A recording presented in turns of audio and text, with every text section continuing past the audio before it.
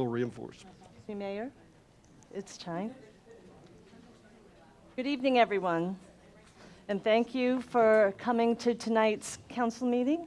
For the record, it's March 16th, 2023, and the time is 6:30. I'm going to start with roll call, so council members, when I call your name, please say here or present. Mayor Maxton. Here. Councilmember Stroop. Here. Councilmember Elizondo. Here. Councilmember Bliss. Here. Councilmember Kerner. Here. Councilmember Parker. Here. And Councilmember Menchow. Present. With 7 members of council present, a quorum is declared. And thank you, Christina. And would everybody please stand and join me in the Pledge of Allegiance? I pledge allegiance to the flag of the United States of America and to the republic for which it stands, one nation, under God, indivisible, with liberty and justice for all. Oh, thank you. And welcome, and everybody that's here tonight. As a reminder, we are live streaming tonight's meeting.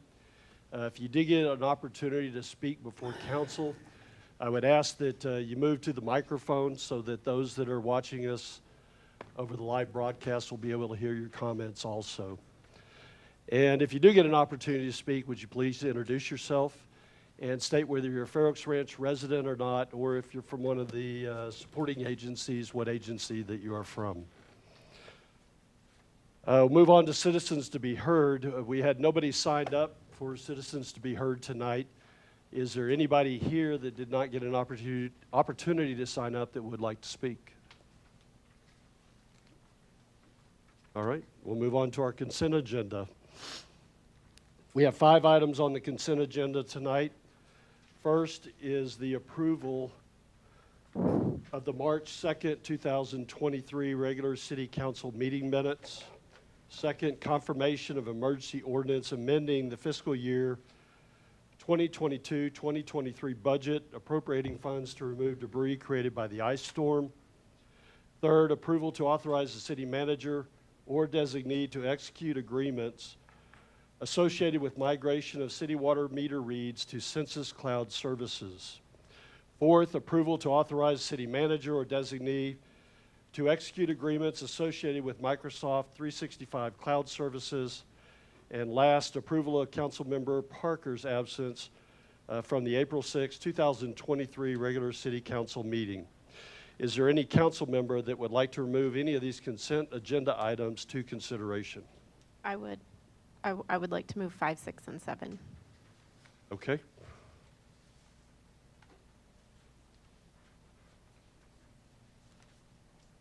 Any others? The 2 items that we have remaining are items 4 and 8 on the consent agenda. Could I get a motion to approve the consent agenda? So moved. From Chesley, in a second.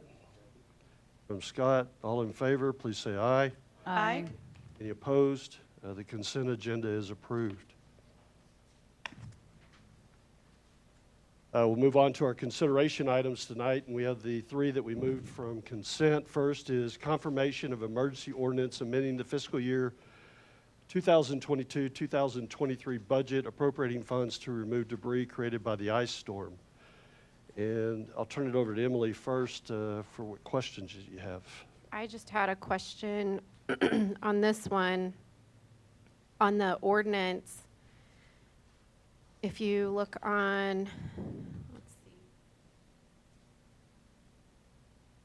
on the 7th whereas on the ordinance, where it says a special meeting on February 23rd, 2023, City Council voted and approved a motion allowing the city manager to execute a not-to-exceed contract in the amount of $300,000 for brush pickup and disposal on city streets and right-of-way areas due to the local disaster.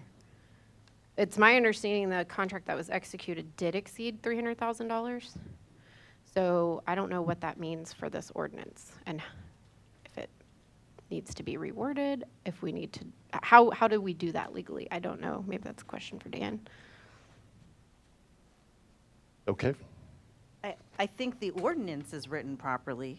Whether the vote or motion was executed is a different, because we did vote on February 23rd to execute a not-to-exceed contract. So that's literally true. We did vote for that. Right. So I think the ordinance is correct as written. Now, separate discussion about what did we actually execute. I think we could talk about that later, but I want to continue with the ordinance as written because it was true. Yeah. I don't know. That's why I'm asking. I don't know if there is any implication because the contract that was executed So if there's, is different. if I might, so this was passed out as an emergency ordinance on one reading, and so the staff could act on this. If there's appropriations required that exceed the amounts that are stated in here, that's going to have to come back separately, right? So this authorized you to fund what was approved at that special meeting, that contract, and it's the stated amount is $300,000. And so the way I read this, Well, There's also- it didn't approve that contract, right, to be and clear. but there was also a budget in the budget amendment attached to Exhibit A is limited to $300,000.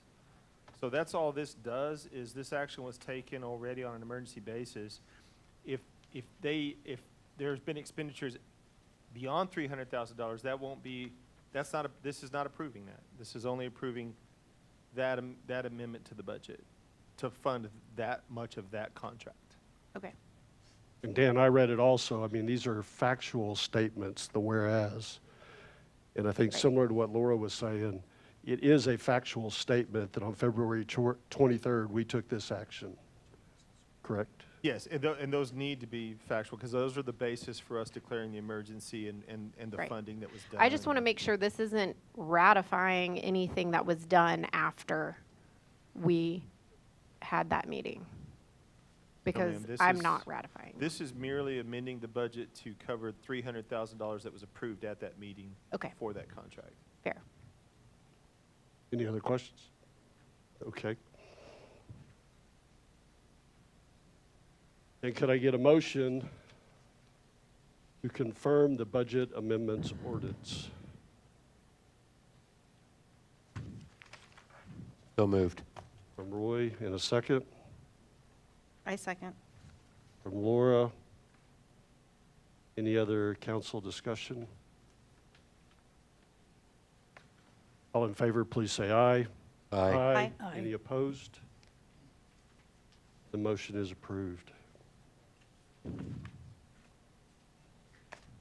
I will move on to the second consideration to item tonight, which is item number 6 off the consent agenda, which is approval to authorize city manager or designee to execute agreements associated with migration of city water meter reads to Census Cloud Services. And I'll hand it back over to Emily for your question. I just had had a question on this. And I left my thing in the car, but I guess, is this something that we had bids on and just decided on this one? Or how was Aquametric selected? This was a sole service agreement based on one of the purchasing cooperatives that we're a part of, so it met the bidding threshold through that. Aquametrics, and by extension, the software is called Census, is the provider we use currently. So it would be an upgrade of that system, and Aquametric is the sole provider for Census products in our region. Okay. And then my next question is, on the second page, under the long-term financial and budgetary impact, it says there are anticipated increases in the amount incurred for annual costs year over year, as with any cloud service, which I think that's normal. But do we have any idea what that is, what the expected increases are? Typically, we see 3 to 5%, and Brian, I don't know if there's anything more specific provided by the vendor, but usually we see these agreements go up in that range. Okay. Okay. I just wanted to have those questions answered for folks that might be reading this and having the same questions. Okay, that's Thank you. good. Anything else? Any other questions from anybody else? Anybody here? Then could I get a motion to authorize city manager or designee to execute agreements with Aquametrics in the total amount, I guess it's with the following companies in the total amount of $85,844.34, being Aquametrics, Tyler Technologies, and Aquahawk. So moved. From Chesley, in a second. Second. From Michelle. Any other council discussion? All in favor, please say aye. Aye. Aye. Any opposed? The motion is approved.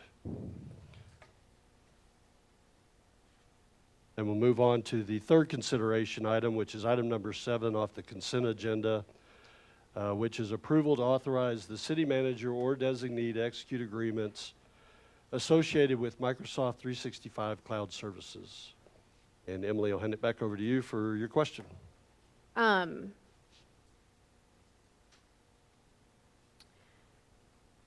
this one, don't remember what my question was.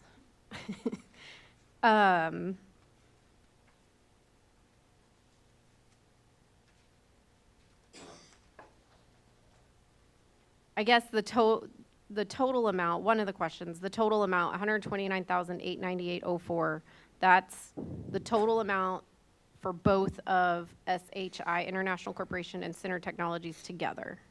Correct. Okay. And we don't expect that to change. We do not. We have those quotations ready to go. Okay. I'm good. That's it? That's it, All right. I think. Any questions from anybody else? Any questions from anybody here tonight? Then could I get a motion to authorize city manager or designee to execute agreements with the following companies for a total of $129,898.04, SHI International Corporation and Center Technologies? So moved. From Roy, Second. Chesley. Any other council discussion? All in favor, please say aye. Aye. Any opposed? The motion is approved.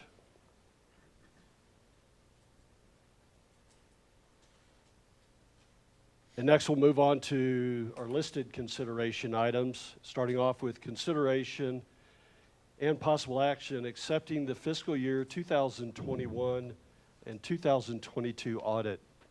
And Rosie, you're going to start this one off? I will. Rosie Vela, Finance Director. And we're pleased to bring to you the 21-22 audit, which received an unqualified opinion, which is the best that you can get. The audit was done by APIB CPAs, and Mike Del Toro is here to tell you about the audit. He met with the audit committee earlier, well, last week, I guess, and he'll have some more information for you. Thank you, Rosie. Good evening, Mayor, Council. Thank you for having me. As mentioned, I am Mike Del Toro, I'm the audit partner from ABIP that performed the audit for the city for the fiscal year ended September 30th, 2022. As I told the Finance Committee, I would keep my comments very brief. That said, if you have specific questions on the audit process or the reporting, I'm here for you, so please feel free to ask questions as we go through this. As Rosie mentioned, we did perform the audit. The audit was performed in accordance with generally accepted audit principles of the United States and government auditing standards. The purpose of that is to opine on whether the financial statements are presented in accordance with generally accepted accounting principles. As Rosie mentioned, we did find that the financial statements as they're presented in the document in front of you is in accordance with generally accepted accounting principles, and we gave a clean opinion, an unmodified opinion is the term we use. A couple of other reports in there. On page 1 is the independent auditor's report. On page 105, since I mentioned we did the audit in accordance with government auditing standards, there is a report on internal controls on page 105. States that we performed, because the audit was performed in accordance with government auditing standards, we are required to comment and issue a report on your internal controls. We normally, in all audits, look at internal controls, but you don't necessarily have to report on those within the financial statements unless they're under government auditing standards. So on 105, we do have this report in there. In that report, it says we did a review of the internal controls as it relates to financial reporting, and we did not find any material weaknesses or significant deficiencies, control risk within the organization as it relates to financial reporting. So that is, in essence, a clean opinion as well. And then in page 107, which I failed to tell the Finance Committee when we met, but you did receive significant dollars of federal dollars from the American Rescue Plan, ARPA is the term that we're using. About $2.5 million were received during the year. It required us to do an examination issued by the OMB, the federal government. On page 107, we have that compliance report. Says we did do that examination in accordance with the OMB, and we did not find any compliance issues with the usage of your ARPA dollars, and so that is a clean opinion as well. High level on the fund balance in your general fund, your primary operating fund, you are very well positioned financially. You have about $8.7 million in fund balance in your general fund. $4.2 million of that is in a 6-month operating reserve, which is a calculation that the city has performed to determine what our average operating expenses over 6 months. And so we've assigned that, we've kind of set that aside in our fund balance.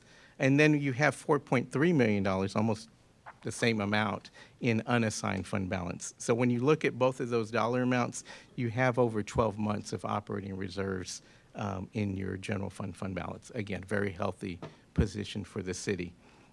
With that, I'll conclude and take any questions about the audit reporting. Again, good reporting in the financial statements. These will go to GFOA for the certificate that you've been getting over the last 4 or 5 years now. 5 years, no reason why you won't get it again. It'll meet the requirements for that. So with that, I'll take questions.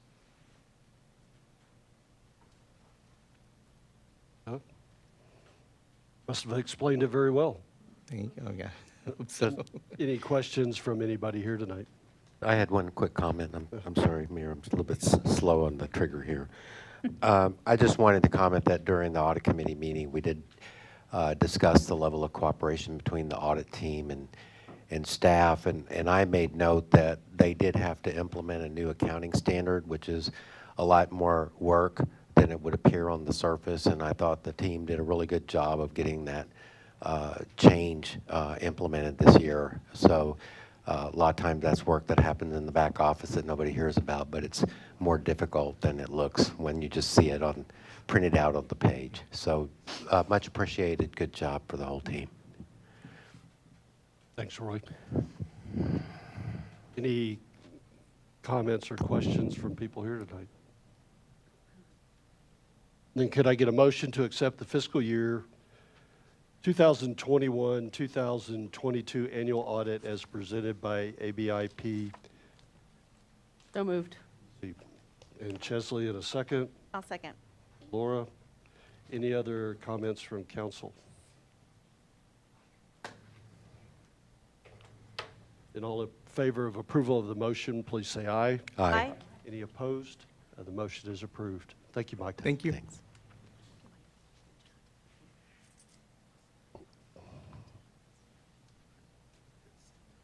We'll move on to item number 10, which is our second consideration item tonight, which is the consideration and possible action authorizing the city manager to negotiate and execute agreements for the annual 4th of July celebration. And Rosie. I'm back. I'm still Rosie. So we've spoken about the July the 4th celebration a couple of times, and we've been considering a laser show and fireworks. And so we thought maybe the best option is to pursue a combination laser fireworks, a combination show. So we would have an agreement with each vendor, the laser vendor and the fireworks vendor. We had $20,000 book to book the fireworks. And they can, we can do that within that amount. It would be at the country club, so we'll be meeting with them to go over staging so we can determine the best location for each vendor to set up. Both vendors are local, and we've worked with them in the past. I know there's a concern about loud fireworks, and so he's going to try to keep them to the minimum that he can. But, we have to understand that fireworks do produce noise, so there will be some. But he'll try to minimize it. We won't have the extra loud ones. So, I think the question before had been, we wanted non-exploding fireworks. And the response that we got back is, there is no such thing. I was going to say, is there is not such a exploding thing? fireworks. But what they do is, depending on the fireworks, some are louder than others. Correct. And what they'll try to do is keep it to those that are, Keep it to a minimum that they can. all right? No louder than Camp Bullis. Chesley? We had talked about there being a need for other incidental type things, so it seems like if we decide on this 32,667, I'm assuming that's only paying to the vendors and doesn't include the incidentals. So I guess my question is, are we going to go over the 35K budget with additional things we may need, restrooms, I think they've done in the past? No, I think at this point, we know we have a $35,000 budget, and that's what the plan is, to stay within that $35,000 budget. That's the plan, or, I mean, the last time we gave a not-to-exceed amount, that didn't go over so well for us. I'm a little bit skeptical not reading the actual, I mean, we have the consideration page. We don't have a copy of the contracts. We don't have anything else. So we're blindly approving an amount of money here. And so that bothers me, worries me. Right, the not-to-exceed amount that we placed in there was at $35,000, and as you can see, the proposals that we've gotten are a little below that. But we've been dealing with these vendors over and over, really trying to figure out what we really want. And so our commitment is that we would stay within the $35,000 for the fireworks show. But if you don't think we can stay within that, I mean, we can reject the proposals, obviously. Joe? I think what she's meaning, Rosie, is that the porta potties, and I don't know what the other incidentals that we thought we needed, that's less than $3,000 to cover all the rest. So like, do you know what the porta potties are going to cost? And do you have any of those? I'm sorry, I don't. Clayton obviously is the one that's been dealing with the vendors, but I think he's dealt with this situation in the past. And he feels like with the $35,000 limit that we can produce the show and take care of the incidentals that have happened. I obviously haven't dealt with this show before, so I'm going Right. by what he's In told the me. past, the porta potties have been under that, and we also still have a credit from prior years for that purpose. So that's one of the reasons we've proposed the flexibility in the motion, proposed motion for you. So we're very confident we can stay within the $35,000. But beyond that, we also have, outside of these two contracts themselves, we do have. This provides the budget flexibility if we need for any incidentals that we may not be thinking of right now, but I don't expect those to be material. Scott, last year when we did we didn't execute it, but when we were doing the coordination with the club, I believe it was our requirement that we were going to provide the fireworks and that the country club was going to take responsibility for all the other expenses. They provided most of those. They set up, obviously didn't happen, but there were vendors there at the time that the club coordinated all of those items as well, yes. And so in this case, as Chesley's brought it up, I mean, if we were to approve $35,000, which would include the laser light show and the fireworks and any other incidentals, and I believe incidentals and putting on the laser light show are the fireworks. And our position going in and coordinating this with the country club is this is our limit. This is what we will provide. Is that, Agreed. We gotten that from the club, I guess is my question, because it's not in here. It's not in the information we were given. but if we approve 35,000, I mean, that's it. That's it. That's worked well in the past. Is this less than we normally pay for fireworks? Does that mean the show is going to be shorter? I don't know how much we paid, well, obviously, we didn't have it last year, but I don't know what the proposal was. I neglected to get that information from Clayton.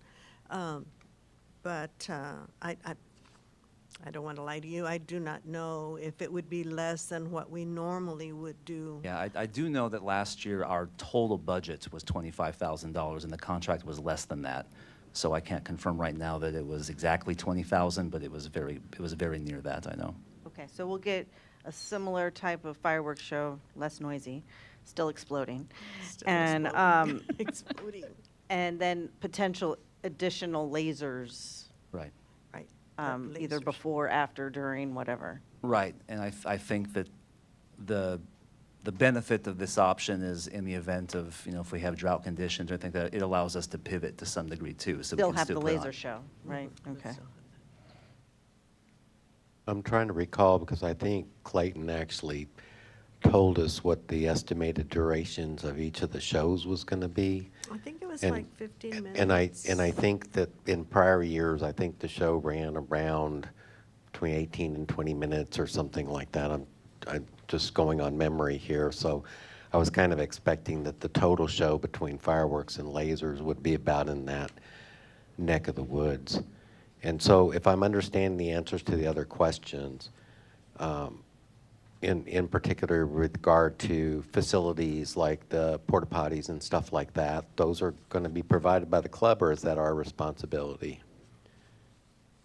And if so, what other, could we at least get a description of the items that we're responsible for that would be covered by the remaining portion of the 35,000? Do we know? That's the only other item I'm initially aware of. Joanna did this a couple years ago, and she may have something that I don't remember, but that's the only item that comes to mind. for Because me. I believe in the past, the club is the ones that made the arrangements with like the food trucks and things like that. So that wasn't within our domain. So last year, you're right, the plan was for the country club to coordinate and work with all the vendors. They were working that out. We did have a porta potty contract that we had recycled from the previous year when we had canceled. This last year, I believe we turned that contract over to the country club so they could utilize the cost savings from what we had already put down for last year's show. I'm not sure if they've coordinated to extend that to this year, so I actually have a meeting with them tomorrow to talk about some of those other details, to see what that would cost, if they're going to cover it based on what we've already provided them, or if we'll need to do something different. My last comment is I think we do need to consider that as days continue to pass, that the availability of the vendors could change. And so we probably need to make some kind of decision soon on this, or we're going to miss the opportunity altogether. Michelle? That was my question. So that is always definitely the risk. We are starting much earlier this year because the feedback that we received from the vendors last year was we were really lucky to have gotten in, because we waited probably until about the end of April, I want to say last time, maybe beginning of May. So we were trying to be as proactive as possible this year to ensure that we could secure the dates and things like that. So as of right now, from what I understand in my conversations with Clayton as well, is if we are ready to move forward, they have secured the date for us at this time. But we have not had the conversations about how much longer they're willing to hold a spot for us should council need more time. But that's definitely a conversation we can have. Yeah, I mean, my point is, I don't want to lose the contract Right. person, but I also want to know what the rest of the unknowns that you're speaking of, like, just kind of want to fill in the blanks with what other expenses we're going to have around the event, what the club's covering, just kind of So we know a final picture before, because I mean, I've rented porta potties before. They can cost more than 2,000 some odd dollars. I mean, I don't know how many you're getting, but it would be nice just to have the information so that, So the option that we had previously, again, we haven't looked at that because we're not sure right now what the country club is willing to throw in. We're obviously throwing in quite a bit of money to the event. It doesn't cost them anything to have a food vendor there. So those are just conversations we haven't had yet, but the previous porta potty contract, I want to say it was, and I'm trying to be as accurate as I can remember from 2 years ago when we did that contract. But I wanted to say that all in with the delivery, the removal, the stocking, the water supply that they needed, when we were doing 2 big trailers, it was going to be $2,500. But again, I don't know Right. if that's what the country club is continuing to do because we gave them that contract. So the cost for that should be much less this year. I mean, I guess the question that is, credit. if that's an unknown, do we go ahead and approve this so we can secure the vendor? Is there a cancellation clause, like if you book them now, you have until X date to cancel? Right. So if you come back, I would love for you to come back with after you meet with the country club and bring us further details on what all is included. And then if we end up over the 35,000, we can make the decision at that point in time if we want to move forward with it. I think one of the things that we would probably do is if you were to approve this amount, that tells us what we have left. And we could then talk with the country club, be like, this is how much money we have left to help support you in assisting you with the cost of kind of thing. So we would not exceed if that was council's direction. So I don't want to make it sound like it's a up in the air. It would be a, hey, country club, this is what we have left. This is what we can help you with. And if you want it, here's what we can contribute to it. And if not, then, yeah. That was kind of where I was going. I don't want this to come back. Yeah. I don't want to see this again. If we say you have $35,000, you have $35,000. Make it work. Exactly. If that means we have to reduce the fireworks show by 2 minutes, then we reduce it by 2 minutes. You work with what we've got to make it work. And that's what we've done in the past, and that is obviously definitely the same, strategy that we would have this year is we have our limit, and we have never exceeded in the past. Granted, the last 2 did get canceled, but even to say what we had planned, it didn't exceed. So this team is very well versed in making sure that we can stay within that. So I think I would feel more comfortable if we gave a little bit more guidance in our motion, because our motion is pretty open to let them sign any contract. So I think when I look at the motion, I would be more comfortable if we add at the end, okay, so it starts off with authorizing the city manager to negotiate and execute agreements for the 4th of July celebration in an amount not to exceed 35,000. I would be more comfortable if we added to include a fireworks show, laser show, and any incidentals. One, we're guaranteed a laser show, a fireworks show, and the incidentals need to be included. Because without that, they could just come back and just do a laser show or just a fireworks show. It's within the motion, so I want to be clear. We want both and the incidentals included. But do we still need to authorize the execution of the contract? or- No, that's what this is. Okay, so you're just adding more clarity on the limit. of On 30 what type of contracts we want. We want a fireworks show, a laser show, and any incidentals included in the contracts that they negotiate. Love it. Okay. So I move to authorize the city manager to negotiate and execute agreements for a July 4th celebration in an amount not to exceed $35,000 to include a fireworks show, a laser show, and any incidentals. Second. Laura and Roy? And were there any comments or questions from anybody here tonight? Any further council discussion on the item? Not discussion, but I'm happy with that. I don't need it to come back either. That's fine. Sorry, Michelle. Anybody else? All in favor of approval of the motion, please say aye. Aye. Aye. Any opposed? No. You're opposed? Yes. Okay.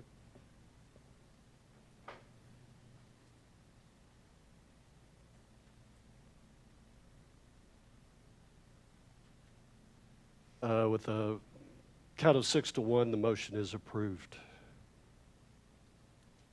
Thank you.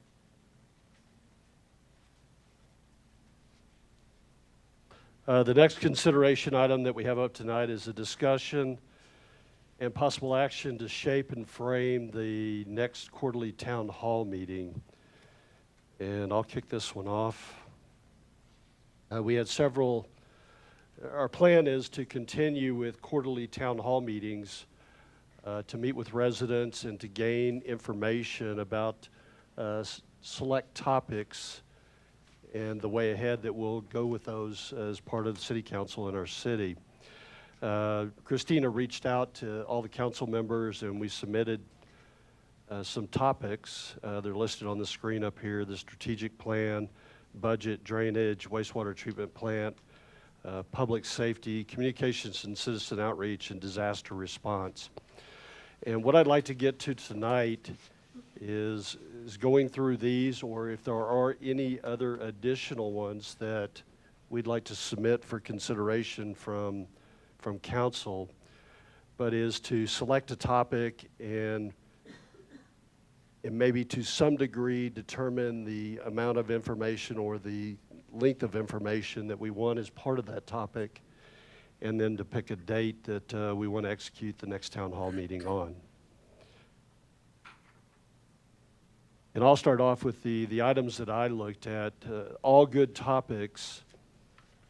I think right now for me what stood out was the wastewater treatment plant, public safety and communications and citizen outreach. And I kind of probably deferred a little bit to the wastewater treatment plant because of the work that we've been doing through the feasibility study, and looked at it this, excuse me, this would be a good opportunity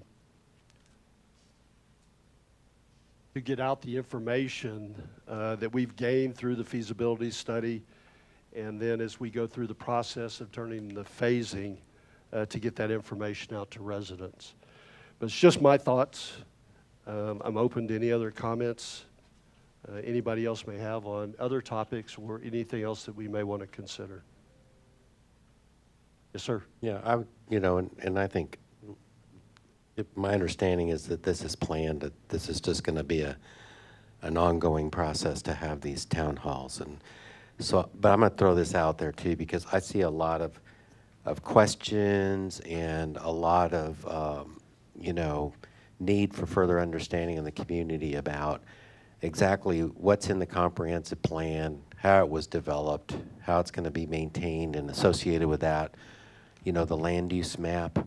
In kind of around of a theme of, what's the future of Fair Oaks Ranch? Everybody's like looking at the development and worried about resources and worried about traffic and stuff. And so,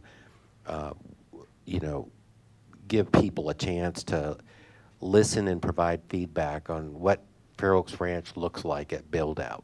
When we fill in the rest of the 7,500 acres, what does this place look like? And I think that would be a great topic. It might take some work to get something like that put together. So if we want to do this next one quickly, maybe a limited scope item like wastewater treatment is good, but I think at some point in the not too distant future, this future of Fair Oaks Ranch thing would be a good one.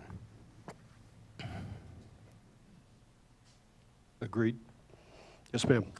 I think I'm the one who proposed the wastewater treatment plant, so I think that's one that we should talk about first, just because I know we've been working on that.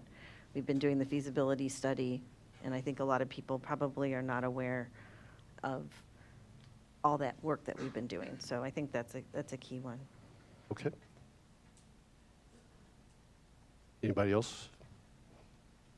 And I like the topic that Roy just brought up, and there are a lot of questions related to it, and I think that is something that we could develop into the future in future town hall meetings. I also, we talked about budget, and there may be some opportunity there at a future town hall meeting as we go into budget development or even after we've approved the budget to do a town hall meeting related to it. Probably before approval would probably be the best bet. But some very good topics. Yes, ma'am. And I think depending on what's going on is upcoming developments might be one that people want to hear about, depending on how things play out in the next little bit.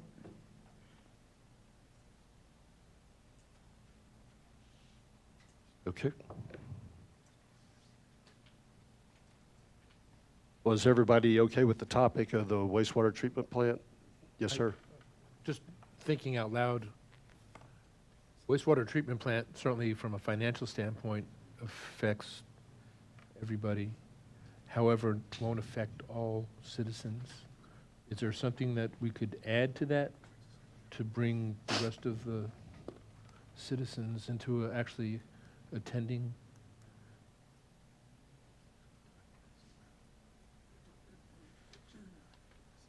For discussion purposes? Yeah, I was trying- About our response to the last weather event, or not looking to do a full postmortem on it, but enough to go ahead and show the city really what was involved in the recovery aspect that we're going through. It's in everybody's mind with the trucks and the pickup and everything that's happened in the city. Kind of share the stage a little bit with the wastewater treatment plant. But I'd like to be able to do something that if we're going to put all the effort into it, to include everybody in the city.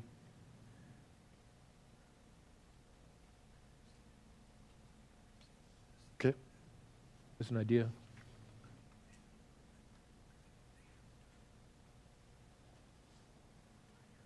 Any other thoughts on a combination meeting?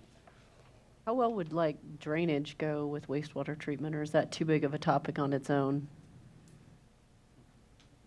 I don't know, what do you That's a think, big Grant? topic. Yeah. Just throwing it out there. It would be just my thoughts is you could probably do a full-up town hall meeting on drainage by itself. But again, I mean, what we're looking for, we have a lot of information. So even in the wastewater treatment plant, we have a lot of information that's been given to council as we've gone through the feasibility study and as we're determining the phasing. You know, this is our opportunity to get that information out to the residents, but we're also looking for feedback from residents to us. It's a way of communications, two-way communications and getting information back. My only concern is by putting two topics in, does it become, I wouldn't use confusing, but does one topic overarch or overshadow one other topic as part of the meeting? Well, I'm fine either way. I just wanted to point out. That's a good point. I was trying to think through it. Yes, ma'am. I had the same concern, but now I'm thinking through that, and disaster response is short-lived. If we wait to do that in another town hall, I mean, people will be passed it on to something else, right? And it's not big enough to be its own town hall by itself. So I could see the benefit of maybe adding that on, maybe having a table about it, and so if someone wants to talk or give feedback, maybe the main presentation be about the wastewater treatment plant, but then also have available information about disaster response, you know? That's a good idea. Because I'm looking at your point, and I know people want the opportunity to give feedback. Right.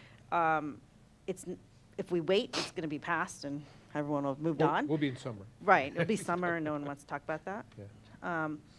So I think I could see having it as on there, but not having a big presentation about it. Yeah. Okay. I kind of like the idea of a, disaster response table, because I think it's an opportunity to educate people about how the communications get more people. I think the ice storm was a lot more cohesive and better than Snowmageddon, but educate even more people on how the communications work, who all the agencies that are working together to address their needs and stuff like that. So I kind of like Laura's idea of maybe having a disaster response, booth, but just have the topic be the wastewater treatment. I think that might not be that hard to put together in the time frame that's allowed.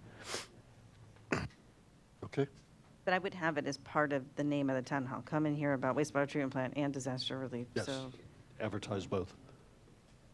Okay. Thank you. Scott, anything that stands out to you in doing it in that manner? Any challenges for staff or? Well, I'll put Grant on the spot since he's got most of that, but no, I mean, I think those are both timely issues and makes a lot of sense for, especially given the time frame we're talking about for setting up this next meeting. Okay. Grant, you want any comments or? Okay, all right. Mayor, do we have to select a date? Because I'm reading the proposed motion, and it's not just about the topic, but a date. The date also. Oh, okay. And what the dates provided are March 27th, 28th, and 30th, and then April 10th, 17th, and 18th. The 13th is listed, but it's not a viable date. I would suggest April. The end of March sounds kind of quick. And it's in the same quarter as the first quarter, so. I mean, I was, The dates I was looking at were April 17th and 18th, and I just went with the 18th is my primary day because it's a Tuesday, and so we're not doing it on a Monday right after a weekend.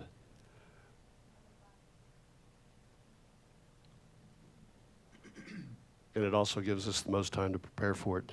Right. And I believe that Christina's already checked with the church, and these dates, all these dates were available.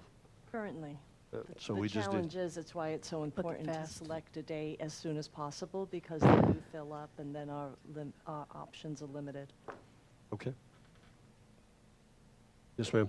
I will not be available. We will be at MD Anderson again for this, so. Any other questions or comments? So what I'm tracking is we'll do a main topic, the wastewater treatment plant, with a secondary topic of disaster response. And we'll do this on April 18th. I'm sorry? Yeah, we'll do 6:30, but.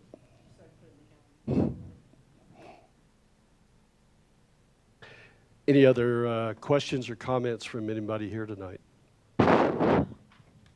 Okay, then could I get a motion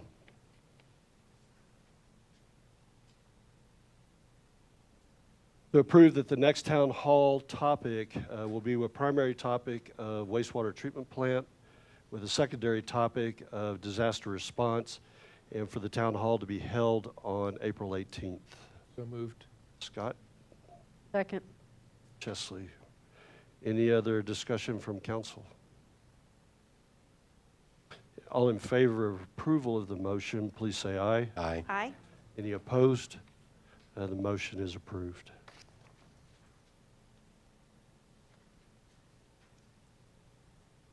And then the last consideration item that we have on the agenda for tonight is the consideration and the possible action regarding requirements or expenditures associated with the local disaster. And I think I'm going to turn this over to Scott first with some updates on, I don't believe we have any consideration items as part of this, but we do have some updated information. That's correct, Mr. Mayor. I'll just kick it off with a quick update, excuse me, on where we are as of yesterday, in this case, on the progress of collecting the piles. So the city, along with the contracted vendor, as well as starting Kendall County for the purposes of potential reimbursement from FEMA and by extension TDDM. As of last night, we had collected, of the identified piles in that county, 413 out of 580. So that's about 71% of the Kendall County lots. That's equated to 4,400 cubic yards of material collected so far. We are tracking them by each truckload. So that's based on our initial estimate back in February of 35,000. That's about almost exactly 1/8 of what was estimated at that time, 4,400 in the 35,000. Based on that, we've expended to date, or incurred to date, I should say, about $77,000 of the initial authorization from council. We expect that, based on where we are, the geography, the remaining lots in the county are a little bit larger than we have so far. So even though we've collected about 71% of the lots, I wouldn't expect the remainder to be exactly proportional, because the piles remaining are probably a little bit larger. I'm just guessing than we've collected so far. But as of last evening when the crew shut down, that's where we were. And interesting the way they're tracking it. The city staff has developed a GIS database. I think they showed it to us previously that had all the piles on it. And they're currently using that to track pickup across the city.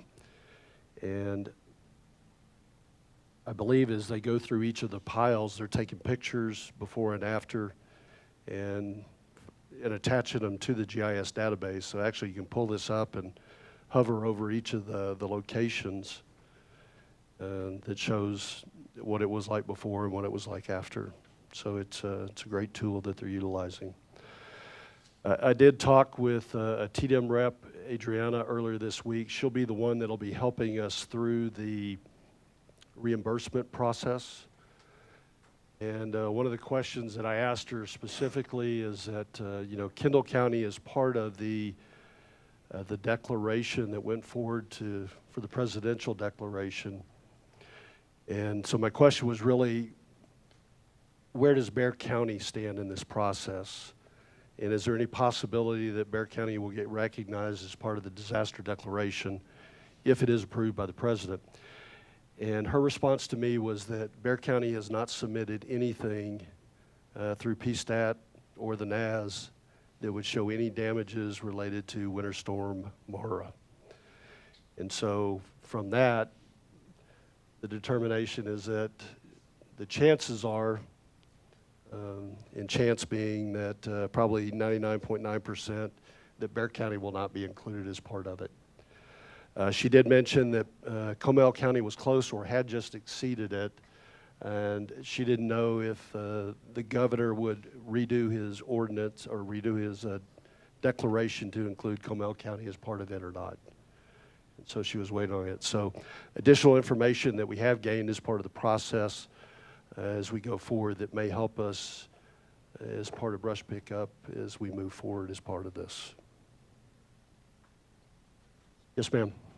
So if we're 99.9% sure that Bexar County is not going to get anything, would we be able to save any money by not having to track in Bexar County? I mean, if we're 99% sure that that's going to be a waste of time and effort, can we nix that for Bexar County and save any money? Yeah, I think that what would be saved would be on the staff end. So we'd certainly get the productivity back of 2+ FTEs that are out there with the crews at all hours, monitoring each of those piles and the truckloads, et cetera. There has been some overtime costs associated with that, so we would get that back. So Scott, the way I understood Councilmember Stroop's question is that, is there any reduction in the work requirements on the part of the contractor if they don't have to comply with all of the guidelines related to trying to recover the money from the feds? It seems like there was a lot of tedious record keeping and, where they take the stuff to be dumped that would no longer be required for Bexar since the federal money will not be an issue.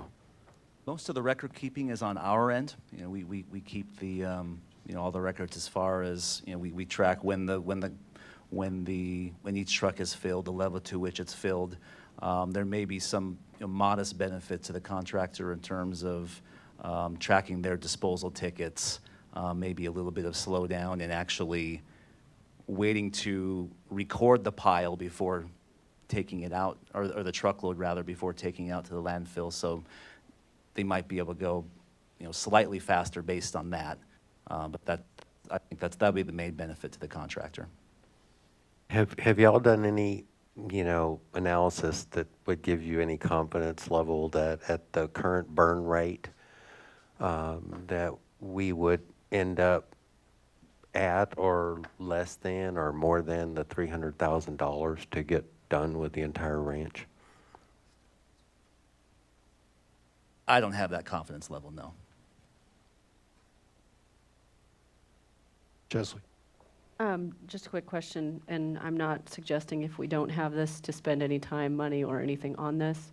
Just curious, do we have a more interactive map of our streets than what we have produced?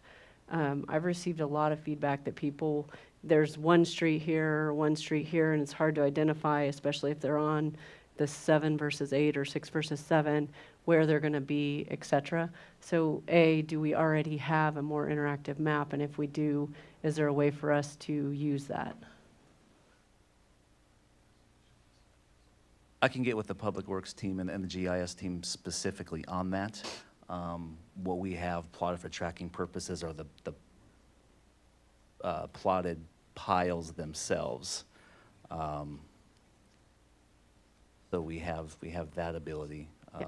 It's fine if not. I just didn't know on our website, I feel like we have a more, detailed map. And so the one that we have put forward with our numbers, the 6 and the different shades of colors, has very few street names on it. So people that I've received calls from are struggling. So if we have another map that we can underlay over that just to give ideas of more streets on it and where people are. The more detailed Yeah, by again, I'm sector not of- suggesting we spend a bunch of time on it.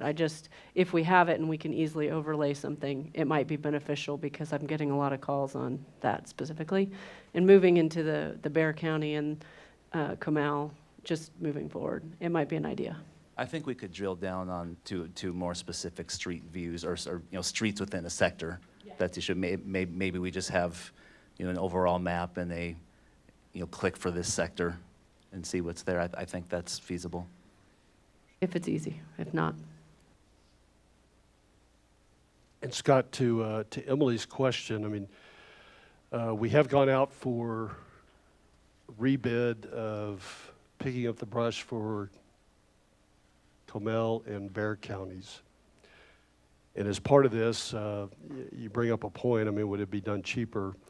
And I believe in this process, the way we've requested the bids to come in is a complete process, an all-in from a contractor on what it would take for them to remove all the brush from both those counties.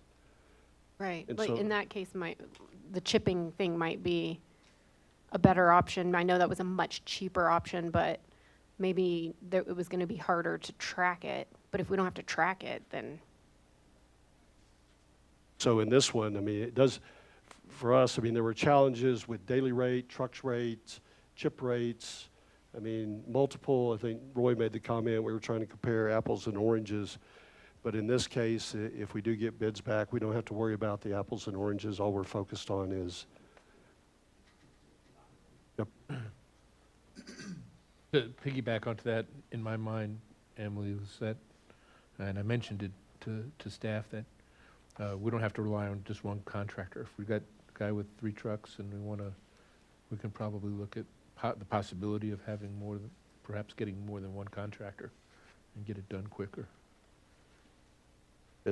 Maybe some negotiations to make that happen. Absolutely. I'm just, as an idea. So I guess that's probably a quick update to that. I did send one out earlier in the week. But yeah, since the initial authorization, based on comments from at least, or feedback from at least a few of the council members, staff did meet back together and briefed you that it's now on the website. We issued what's an invitation for bids. An invitation for bids is slightly different than an RFP, request for proposals, in that it's actually an IFB, an invitation for bids, is based solely on the least responsible bidder. So we have defined Bexar and Comal counties specifically in this IFB. We've provided our estimates, keyword of the cubic yards per county that we had at the time, that include that in the scope. And the bidders are requested to give us a maximum price for those areas based on the estimates that we have. We've scheduled that for 2 weeks from yesterday. I believe that's March 29th. And based on that feedback, our intent is to come back to council on the meeting on the 6th with a recommendation based on the lowest responsible bid for that remaining work. So to kind of go on to this conversation, the motion we gave at the last meeting was to authorize signing a contract not to exceed $300,000, correct? Yes. So the contract that we signed, does it have a limit of $300,000? Yes, it does. Okay. Do we think we're going to use all of that?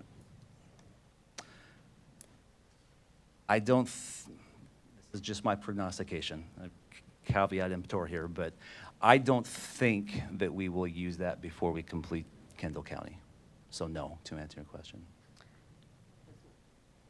Okay, so the 300,000, you don't think you're going to be able to do the whole city? You would just do, because we've only spent 77,000 of it? So far, yes. Out of 300 and we're 80% done? No, we're 80% done with Kendall County, the lots. So- 71% done, So actually, we're right? probably about, again, based on the estimates, about 12 to 13% through the entire city. Got it, okay. So, I know when I gave the motion, I thought the 300K was for the whole city, not just for Kendall. So would we have to do another authorization to allow you to sign a contract above 300, a different contract for the remainder? Yes, ma'am. Okay, got it. Thank you. Any other questions? I'm just, yes. Go ahead.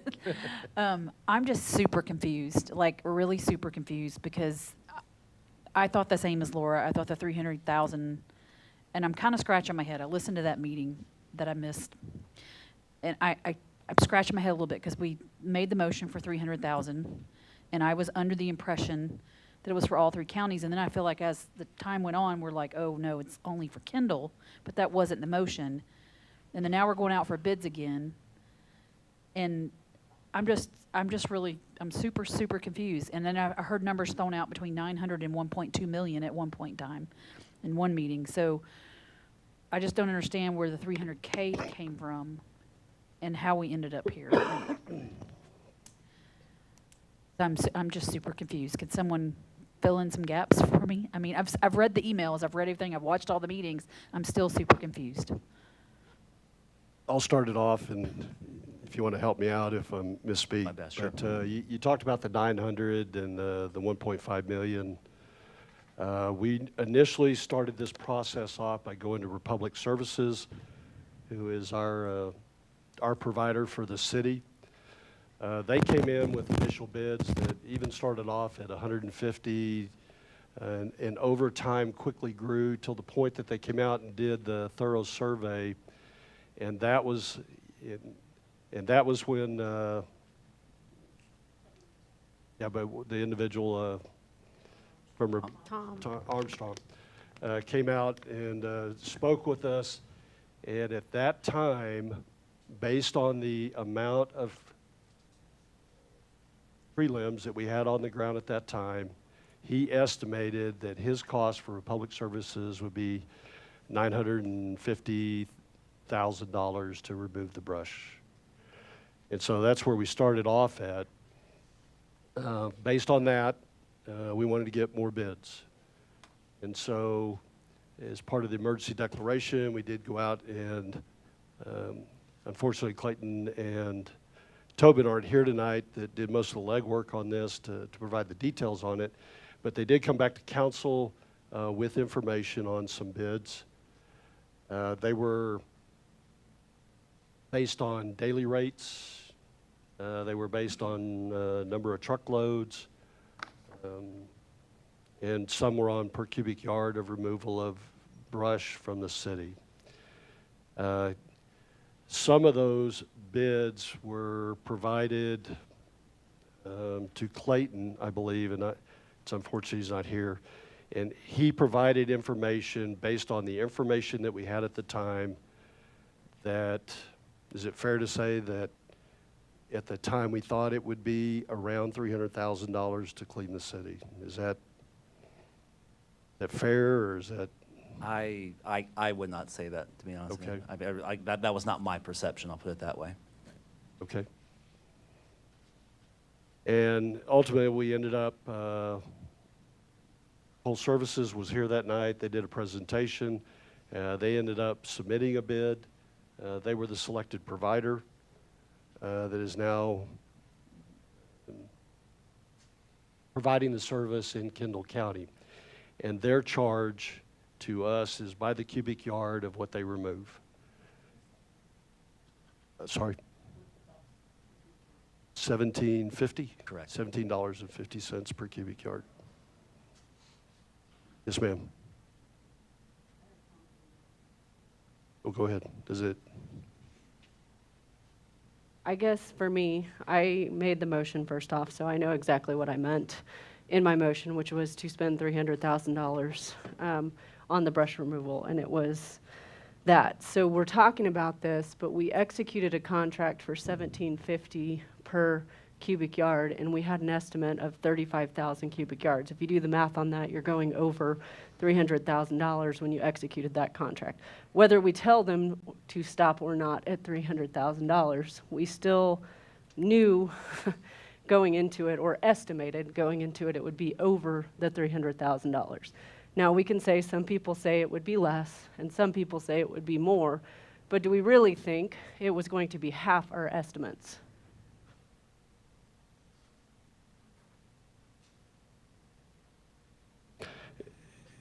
And I honestly believe it's a good conversation. To continue on with this specifics, if we're going to talk about the contracts and the process that was handled with that, I think it'd be fair to have Clayton and the city manager here as part of that discussion. I don't have the information to provide, and And thanks for answering and trying to clarify. I'm a little bit clearer, but still like mud. But what I would like to happen, and I don't know if this is the item, and you can tell me to be quiet if this is not appropriate to say it right now, but some sort of retrospective so we can figure out where we went wrong on this, because I feel like we kind of did. And I'd like to figure out how to do it better in the future. So I don't know if that was the appropriate time to say that, but. that's a good point. Do an AAR, an after-action review, something that captures the process and how we went through it. But along with that, I mean, we do need to identify the challenges that, as we went through this, and estimating cubic yards of the amount of brush that we had on the ground. And even today, I would guess that we have more cubic yards on the ground today than we did during the time frame when we were making this decision back then. Yes, ma'am. Right. So Chesley brought up the exact thing that I was thinking as far as the contract was concerned. So when we look at Bear and Comal, I think we need to use a different contractor. I think we know from the bids that we received already that there are other contractors out there that are more within our budgeted amount from the get-go that we could have used, that probably we should use, at least for Bear County, because I think that there's a significant cost savings opportunity there going forward. So I strongly encourage us and staff to consider someone else. And I think what my belief now, what Scott is going through and what he's developed, and invitation for bids, or Yes. invitation for bids, and the way that they've put it out, so that we can get an all-inclusive price. And I think that may be some of the challenges that we've run into with this, is we just didn't know the end state of what we were getting into. So I like the process now of what we're looking at, and an all-inclusive price. And when we get the bids in, hopefully it provides that opportunity for us. Yes, sir. I just want to make the comment, I guess from the discussion I'm hearing, which I think there they're all great questions, and they're the right questions, and it looks like, no matter how we look at it, it's going to take more money to get the whole ranch done. But I think what I feel is everybody wants to have a lot more clarity, and I think we have some experience under our belt. We could get some additional information from vendors and make sure we're clear on what the remaining costs ahead are and what the design of the work needs to be given the situation and the federal money. So I don't know that we're going to profit a lot from more discussion tonight without the information in the room to move down the road with a decision. Any other questions or concerns from council on this item? Any comments or questions from anybody here tonight? Yes, sir.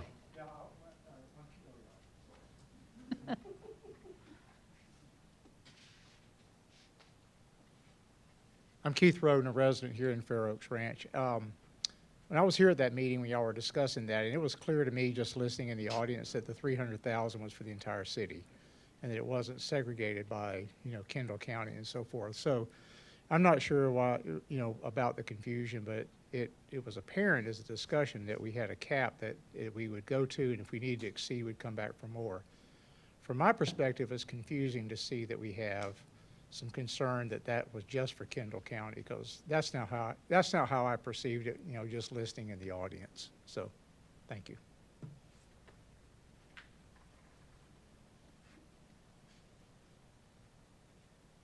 All right. Thanks, Keith. We have no consideration item with this, so we'll move on to our workshop items for tonight. First workshop item up tonight is the drainage CIP, and I'll turn this over to Grant. Thank you, Mr. Mayor, council members, ladies and gentlemen. I'm Grant Watanabe, the Director of Public Works for the city. And there's a few folks in the audience that I would like to introduce. They're some of the consultants that helped do some of the preliminary analysis, modeling, and estimating for us. I'll start with Half Associates, Bobby Bailly, Troy Dorman, and Marcus Garcia from Half Associates here. From our Dura group, we have Byron Sandifer and Brian Spina in the back row. And then lastly, from Pape Dawson, Steve Dean as well. We only needed one. Again, this is just an update on our current drainage CIP projects. It's a workshop, so feel free to ask questions at any time. There is no formal decision at the end of this presentation. It's a workshop, but I am looking for some guidance on the way ahead.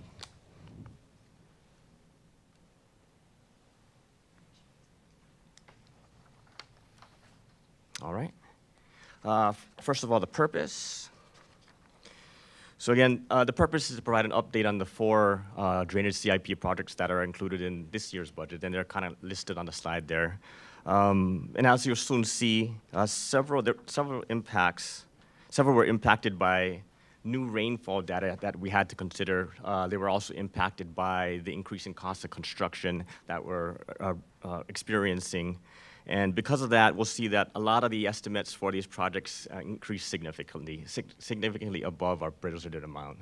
So as we get toward the end of this presentation, the real guidance I'm looking for is whether we're going to continue with 1, 2, or all of these projects, and if so, which alternative are we going to proceed with. In the background, I'll cover some of the Atlas 14, a little bit history of what that is. That's what's affecting some of what we're seeing. Also cover some of the requirements in our UDC. I'll cover the specific findings or recommendations from our consultants. And toward the end of the workshop, I'll cover a comparison between our current budget and estimated costs, and then next steps and questions.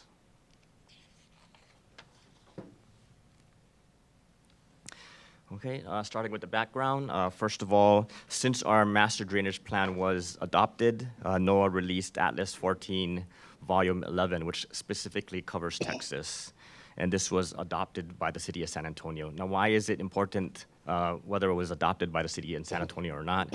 Well, our EDC adopts City of San Antonio's Stormwater Design Criteria Manual until such time that we generate our own. So when they adopted it, it became applicable for the city of Fair Oaks Ranch. So what is Atlas 14? Well, it's now serves as the official government source for precipitation frequency values and is the best available data on rainfall that's used by all of our consultants. It replaced some of these old technical papers and estimates from the 60s and 70s, and NOAA utilized data from over 2,000 weather stations across the state. And there's a little graphic toward the upper right to show some of those weather stations to generate these estimates. Now, there were significant changes when comparing pre-Atlas 14 and Atlas 14 designed storm depths. And I tried to capture it in that little chart toward the bottom. It looks at 2-year, 5-year, 10-year, 25, 50, and 100-year storms, and what the storm depth over 24 hours was pre-Atlas 14 and the storm depths after with Atlas 14. So a little change for the 2-year and the 5-year storm. But when you start looking at the 10-year storm, it increased almost an inch. For the 25-year storm, it increased by about 1.5 inches. For the 50-year storm, it increased almost 2 inches. And then for the 100-year storm, it increased almost 3 inches. If you take a look at the graphic toward the bottom right, that's the central and eastern Texas. Again, the San Antonio area increased about 2 to 3 inches for the 100-year storm, but there's some areas in south and eastern Texas that increased much more. Looks like Bandera County increased almost 4 inches for their 100-year storm. And then there's some portions east of Houston that increased 5 inches for their 100-year storm. So the big message here I'm just trying to convey is that storms are more intense, it's dropping a lot more rain, it's generating more runoff, and that kind of impacts the size and the cost of our drainage infrastructure going forward. Yes, sir.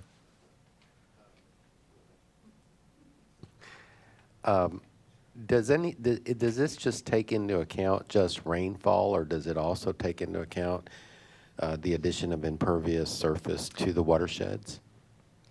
In the calculation, there's also a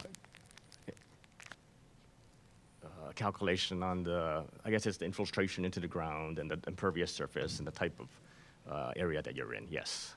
So, and it's all just historically based, and there's no projections about expected development this in is the just watersheds? Frequency of rain and the depths over 24 hours. When we get to actually implementing this data and calculating the amount of flow that's generated, that takes into account the percent of impervious surface. Gotcha. Thank you. And we'll see that on these projects here.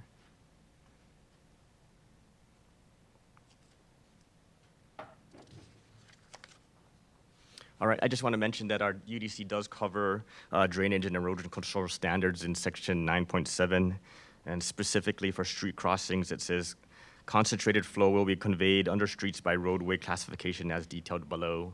And for arterial streets, we're supposed to convey under the roadway a 50-year storm. For a collector, we're supposed to convey a 25-year storm. And for local streets, we're supposed to convey a minimum of a 10-year storm. Now, two of the projects that we were budgeted for and working on are Silver Spur Low Water Crossing and the Rolling Acre Trail Low Water Crossing. And those are classified as connector streets when you look at our transportation map. And it's not really specified what the connector street is supposed to convey in our UDC, but you can see it's somewhere between a 10-year storm and a 25-year storm. So what we did was we analyzed both of those options as we went through each of the projects.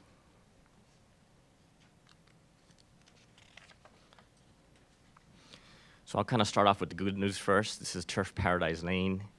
Its purpose was to contain the 10-year flows within the drainage system to minimize runoff across the streets and adjacent lots. And that drainage system consisted of bar ditches and driveway culverts along both sides of Paradise Lane. You can kind of see in the photo to the bottom left in orange, those are the bar ditches that we cleared. Again, it was on both sides of Turf Paradise Lane and then went down Pimlico as well. And we also identified 2 driveway culverts that were undersized that was contributing to some of the overtopping and runoff across the adjacent properties. And you can kind of see in the middle photo the 2 replaced culverts. The existing were 12-inch, and we ended up replacing them with 18-inch covers, which will convey the 10-year storm. The project is overall 80% complete. All that's left is final grading, vegetation, and erosion mat installation once the brush piles that are lying in our drainage ditches are removed. Once we do get to Bexar County, we're going to try and make this the first priority so that we can finish up this project.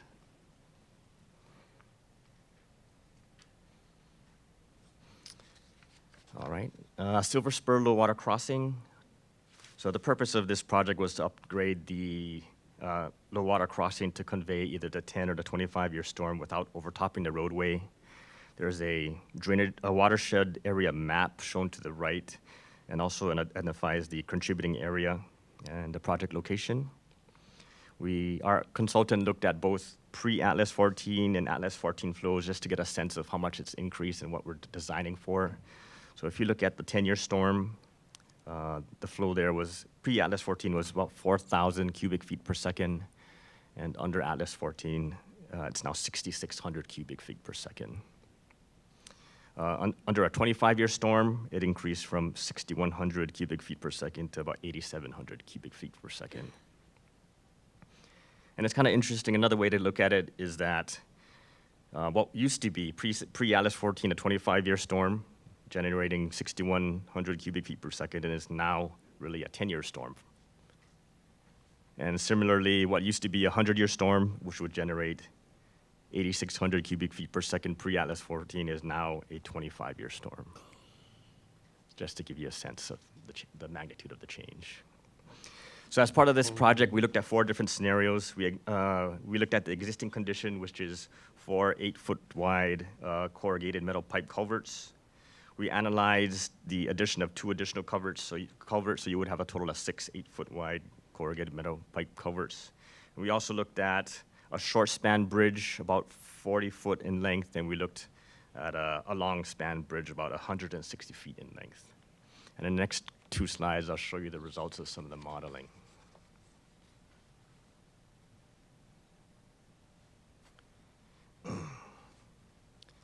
So I guess to kind of orient you first, the scale on these slides and the model output is kind of skewed. It's kind of squished horizontally and like stretched vertically. So what you kind of see for circular culverts there are more like long and narrow ovals, but they're actually circular. It's just skewed by the scale of the plot. The point you see across the graph in the black, that's the ground surface. The gray line on those plots is the top of the road surface, and then the blue horizontal lines, that's kind of the water surface for the different storms. So the lower one is a 2-year storm, the middle one is a 10-year storm, and then the top one's a 100-year storm. And as you can see in the current condition, which is scenario 1 on the left, that the 2, the 10, and the 100-year storm, they all overtop the roadway, according to the model.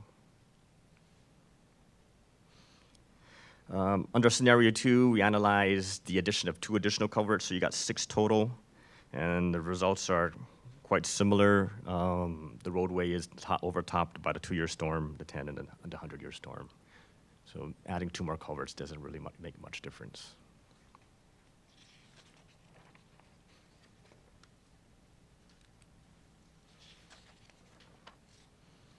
Under scenario 3, we looked at replacing all of those culverts with a 40-foot long slab span bridge.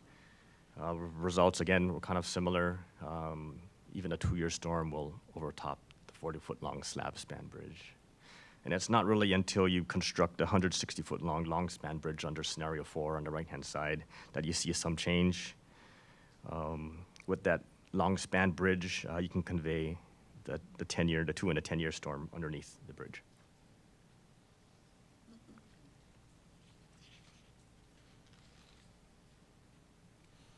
Okay. So the results of our analysis show that only scenario 4, which was the 160-foot long span bridge, is capable of conveying the 10-year storm flows. This other scenarios 2 and scenarios 3 didn't even mitigate the 2-year flows. And at this specific location, I know we've had 2-year storms in the recent past, and we haven't overtopped that bridge. And that's probably because of the existence of some recharge features within that contributing area. We normally don't, it's really hard to quantify what that is and to determine how that affects the design. So it's usually not included or considered as part of the design process because those recharge features could collapse and fail at any time or get filled in. And what I want to show you here is the summary of the cost estimates for the different scenarios that we analyzed. They range from $466,000 to $866,000 to $2.3 million if we want to convey the 10-year storm. Yes, ma'am. Do you have somewhere identified where those recharge features are? Just so we could periodically check if So- we're in the area to make sure So they're we do open? not, but there's a geological society in Texas that does survey these features, and they're kind of protective of that data because they want to protect the exact location of where they're at. Sure. But they may be willing to share that. Just a thought that if, as we're out in that area, if we have an idea of where they are, we can just check on them. The consultant did make a recommendation on this project, and it was since the low water crossing is not closed frequency, and just talking with some of the staff that have been here for a while, it's maybe 2 in the last 15 years or 2 times in the last 20 years, something like that. And also knowing that the emergency vehicles still have access to all parts of the city if this specific location is closed once the FM 3351 bridge is raised, that the overall recommendation here is no action at this time. Question, ma'am? Yes. Grant, just out of curiosity, because I realize y'all are not recommending building the, was it 160-foot long bridge? Yeah, so what would have been the impact to the properties where that bridge was going to locate if we were to do that? Just You wanna? This is Troy Dorman from Half Associates. Thank you. So, we did look at the adjacent properties. That 160-foot-long bridge fits within the existing driveways, so there wouldn't be any right-of-way acquisition. It kind of fits where that existing roadway is. You know how it kind of dips down? It'd basically about be from where the dip starts on each side and goes down. So that was one of the key things we were looking at here, is to try to avoid any impacts to those adjacent properties and utilities. There's a water line on the south side of the road there too. The one impact we did see is maybe the power line over the road would have to be raised a little. okay, and related question, are there any opportunities, and y'all may have not even looked at this, to just improve the channel leading up to that point or going away from that point that not necessarily wouldn't improve the low water crossing per se, but might ease conditions, for the properties particularly downstream from that low water crossing? I'm almost wondering if the low water crossing kind of acts as a dam and causes any problems in its current configuration. It doesn't really cause any issues in its current configuration to the floodplain, at least for the 100-year floodplain, which is what we typically look at for structure flooding houses. And so with raising the roadway there, one of the key things we looked at was making sure that anything we proposed didn't impact those adjacent properties. So we're kind of balancing out trying to get the road up, but when you raise the road, of course, then you can slow the water down and cause more of an increase. And so all of these options didn't have any adverse impact on those adjacent properties. Okay, so basically if we take no action at all on this, basically it'd just be status quo, that nobody's property would be improved or detrimented by doing this. That is correct. At this time, from what we know about what's happening upstream on the watershed. That is correct. Okay, thank you. Or Yeah, one comment and then a question. One, I appreciate the consultant and staff making a reasonable recommendation, not just saying, let's hit 10-year and here's a $2.3 million bill, actually looking and seeing that we could probably stay how we are for a while. I don't know if anyone can answer this, maybe Carol or Christina, but I was here when we created this list that eventually led to the CIP, and there was many sources of where we got our drainage problems. Some of them were residents' complaints, Some of them came from observations from staff. Do you know if this particular project just came from observations of staff that from time to time it covered over? Or was it from individual, like, residents that said, this is a problem that needs to be resolved?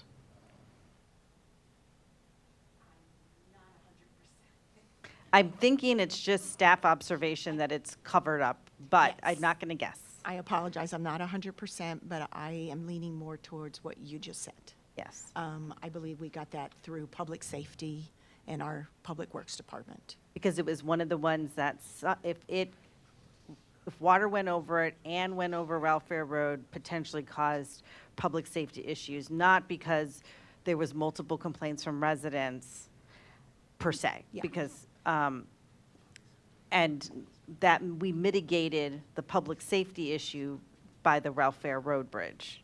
Right. And I'm sure we had some public complaints, but I also know, and I think I just heard it. Am I correct? I'm going to let the gentleman speak because he said something and I don't have all the specifics. Okay. But I remember there was a report, something we had done previously. and Yes, I yeah. heard that, so I'm going to.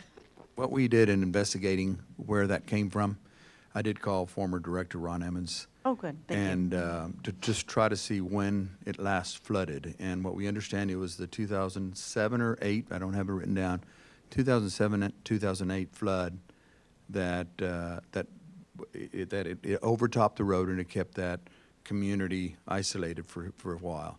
For a while, I don't know how long for a while is, but when we were talking about it, we were trying to figure out why then. We went and looked, and it wasn't really a big storm. I think it was close to a 2-year storm, or 2 to 5 year storm that hit in that time. So we were wondering, why did it overtop? That's when we went looking upstream, and Dr. Dorman did find some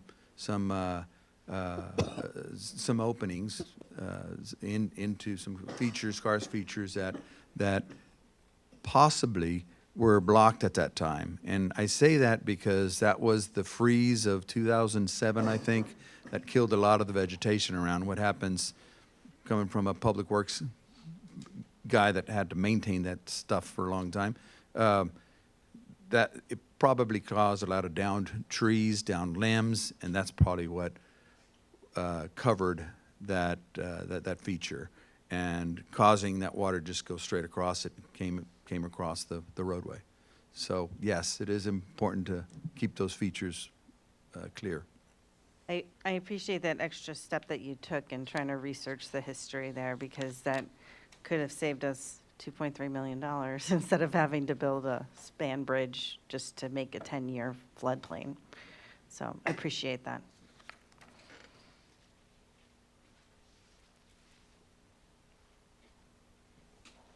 Okay. If there's no further questions on Silver Spur, I'll move on to the next project.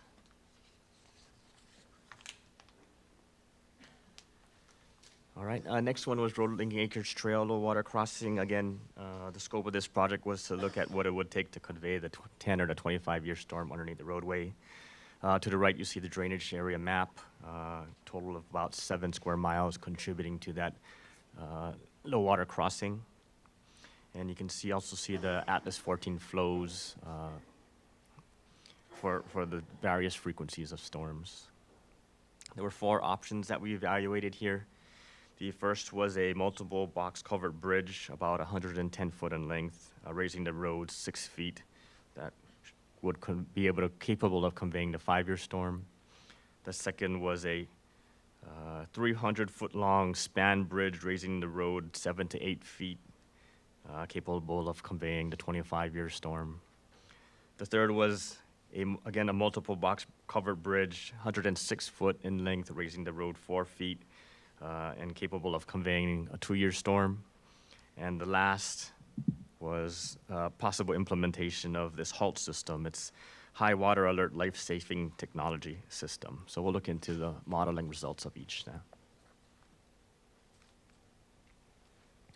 On the left-hand side, that was option 1. This, again, was the multiple box bridge culvert capable of conveying the 10-year storm. And again, the scale is kind of skewed. It's squished horizontally, and stretched vertically, so those are supposed to be square culverts, but they kind of look like rectangles now. Again, you can see the water levels kind of toward the left side of the box culverts. The lowest one is the 5-year storm. It does convey the 5-year storm under the road, but that is the only one it does. It does not convey the 10 or the 25. Under scenario 2, the 100-foot span bridge, we looked at convey what it would take to convey the 25-year storm. You can kind of see the 5, the 10, and the 25-year storm being conveyed under the bridge, but the 100-year storm still overtopping it.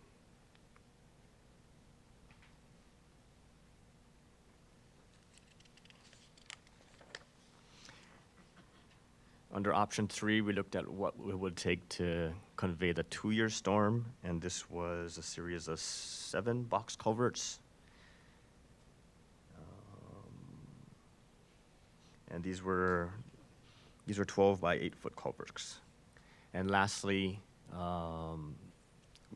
we looked at a relatively cheaper option that doesn't raise the low water crossing, but does provides additional safety features. And this was implementation of this HALT system. Again, it's the high water alert life-saving technology, and it's used pretty extensively by Bexar County. Basically, there's sensors that monitor the water level. Once it starts to raise, it starts blinking a yellow warning light. And then once it starts to overtop the road, then it'll start blinking a red light, and it'll put the safety arm down so no one can cross it. There's also additional features where it can send alerts to city staff or to public safety. I know Bexar County does have a website where they have real-time status of all of these devices across the county. So it's a proven technology. So in looking at the HALT system for that section, does anybody end up with not being able to get to their driveway when that gate goes down? No. Everybody would still be able to access their driveway. So, just quickly, the only difference, I guess, between what is there currently and this system, currently the PD goes out there and they close the gates, but the gates actually completely shut off the road. It's not just on one side, it's not just on the right lane. So this would be different. It's on both sides, right. It is, but so right now what we have prevents a car from going when it's closed versus this where it looks like it doesn't do that. You can still go around the barricade in this case. Is that correct? Or the arm, if you want to call it. It closes I said one barricade, lane, so but if you want to go into the oncoming lane and go around it, yeah, I guess you could. Well, but currently the gates swing closed, but again, it manually has to be done. It's not automatic. Right. So that would be one of the differences, and obviously this is automatic and it has blinking signs and stuff. But why would this be more beneficial than what we currently have? Because I think right now the police officers have to wade into the water to manually close those gates. Sometimes that water's knee-high. They wade into it? Yeah, it's. Oh. Crazy.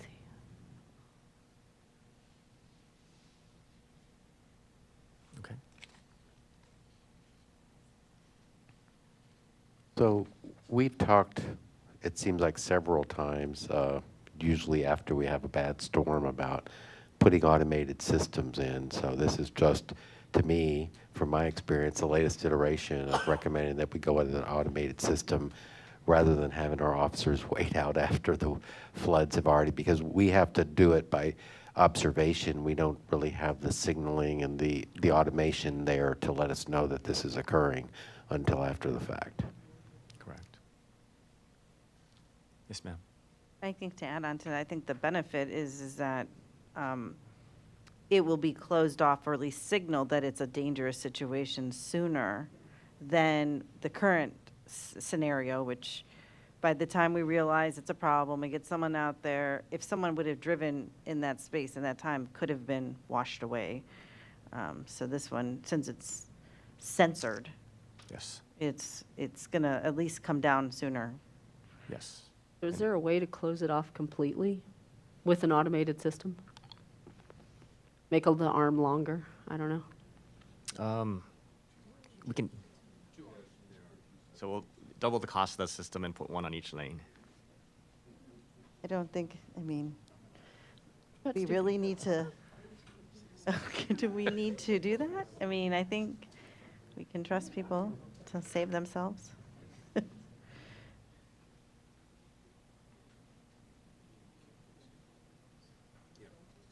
Okay. Would that be on both sides? This halt system, I mean, I'm saying is on coming this way and then coming the other way on Silver Spur. So you're driving this way and then driving from the other Yes. direction. One on each side of the water crossing. Yeah, so on the But you're not- west and the each east arm doesn't side. cover both lanes, though. just Yeah, one no, lane. I didn't Yeah. mean that. Yeah. I think that's clear, yeah.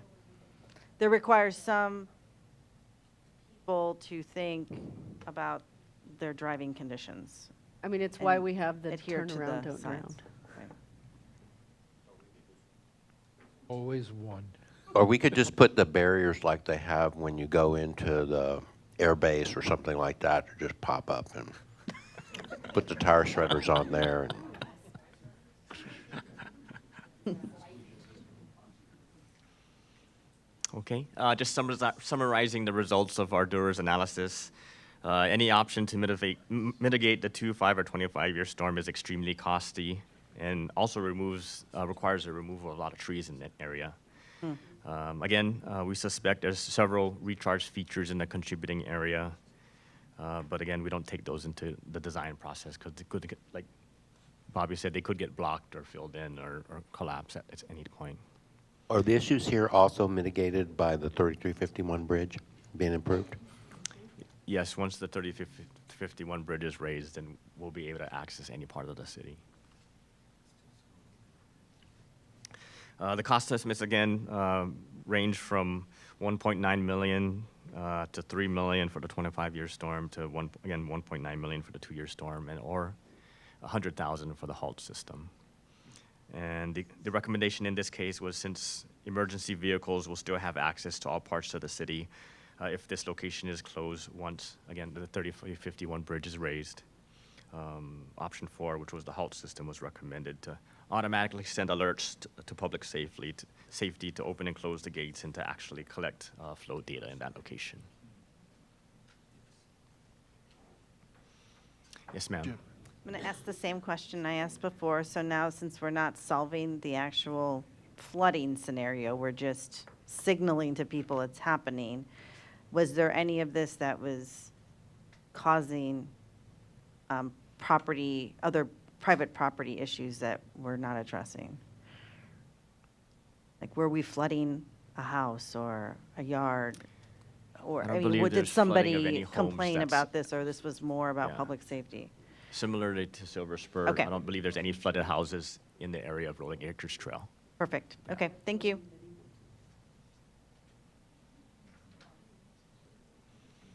Okay. Brian or Byron, did you want to add anything? Okay. All right. Lastly, let's move on to Tivoli Way. Again, the purpose of this project was to manage stormwater within the public right-of-way and to redirect the stormwater around the Fulton subdivision. And to the right, you see a graphic showing the drainage area map, and you can kind of tell that the majority of that stormwater runoff is coming from the Windermere area, although there are some flows coming from the Parkway and the Pimlico side. Just looking at the flow arrows in that map, you can tell the low point is the intersection of Windermere and the Parkway. All the flow areas kind of point in that direction. And the way this was designed, that there are actually drainage easements that were designed or put in place to convey some of that stormwater through the Fountain subdivision. And as we get to some of the scenarios that we evaluated, we'll take a deeper look at that. Yes, ma'am. So before we get too far into this one, I know when we were looking at all of these, we kind of graded each of the projects as, you know, the source and the impact. Is this a public-private scenario where a public conveyance is causing problems in a private area? because I remember we had a lot of discussion on what should we spend public money on if it's affecting private, and it really has to do with the source. So this is a scenario where water being conveyed by our city's drainage is then going into a private area causing problems. That's correct. Okay, thank you. And I believe it's causing flooding in 3 to 4 houses in that area. Okay. We looked at 3 alternatives, each of them conveying stormwater around the Fountain subdivision. The first was a underground storm system in the median of the parkway to convey a 25-year storm. The second was a underground storm system, again, in the median of the parkway to convey everything that's just coming from Windermere, because that's been noted as the primary problem. And the last alternative that we looked at was another underground system to convey the 10-year storm. And this one's not in the median. It's more in that grassy swell between the edge of the parkway's pavement and the exterior wall of the fountains.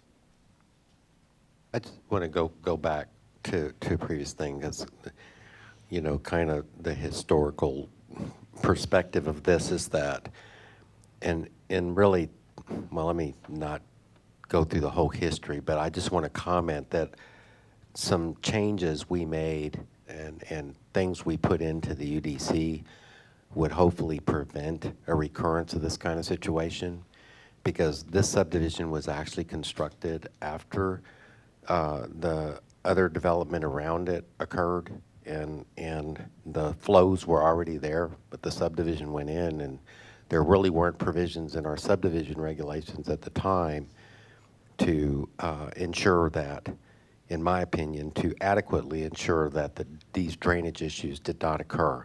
And that has to do with, you know, having the conveyances to manage the flows, making sure that the houses were built above grade enough to mitigate, you know, excessive drainage when a bad storm occurred. And so we have that now, but that doesn't solve the problem for this community. The issues, and you know, there are some tests that traps we have to go through to spend public money for what might otherwise appear to be a private use. However, I think, in my view, what we're doing here is preserving the value of part of the community, that if it were to continue to be affected by floodwaters, would be a detriment to the entire city. So that's the justification. I'm just spending this many words on it because I think it's really important going forward that we stick to our guns when we look at these new subdivisions, that the planning takes this stuff into account so we don't have any more recurrences of this going forward.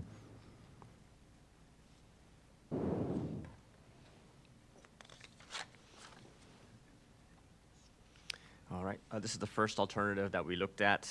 On the left-hand side, it's an overview of the infrastructure, and on the right side, it's a detail of what's shown in the little red bubble. And I'll start with what's in the detail first. So the infrastructure proposed is a series of 54 and 60-inch reinforced concrete pipes. These are underground. There's also several inlet grates located. I don't know if this pointer works. Can you see it?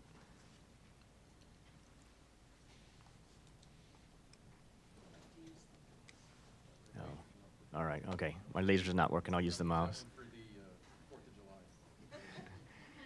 A series of inlet grates here, here, here, here, here, here. Oops, go back. All right. Thanks, Steve.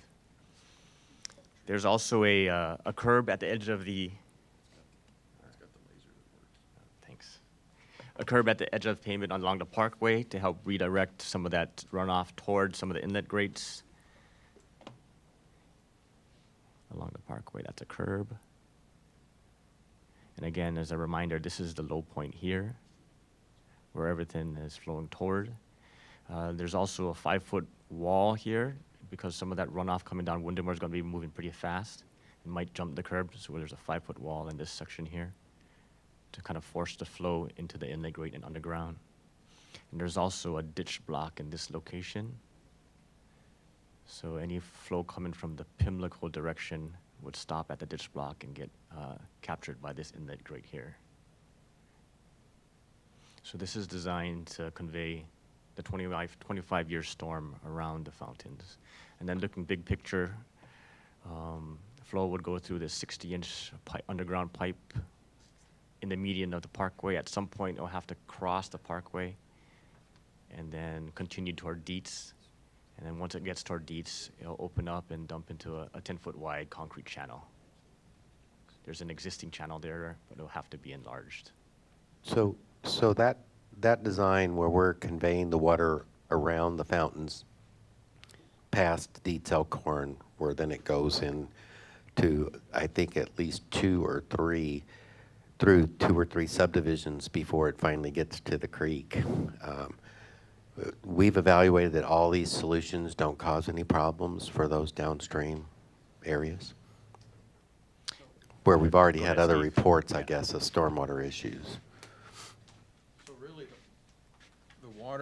the water that's falling here is already making it down here. So it's not like we're dumping the water in a different place as opposed to it flowing through the fountains and coming down here and coming out. We're taking it into a pipe and bringing it down, sorry. Shooting with a laser. And coming down here. So there shouldn't be any significant impacts downstream. In the volumes, but what In about the the volumes are gonna be the velocity same, of right. the flow? And one thing I also wanted to point out, this is for a 25-year design. So if you get a 26-year design, you will still have water going into the fountains. So this doesn't eliminate the problem. It manages the issue. And and the other two are for 10-year storm events. Does everyone understand what a 25-year storm event means? Okay. Knock yourself out. Yes, Emily. Grant, to put these pipes in, how many trees are we killing? Number one. We've done work out here before, and we know that every tree has a name and a genealogy. And so these two, trying to remember which one it is. The last one is the one that we didn't want to show, but we said we had to show it. It's the one that moonscapes, it blows all the trees out along the parkway there. But the other ones, we've got it in the median, and so we're trying to minimize the number of trees. I cannot guarantee that we're not going to take out some trees, but we purposely went in and we are. Especially on the parkway. I mean, that's one of the, features of Fair Oaks that stands out.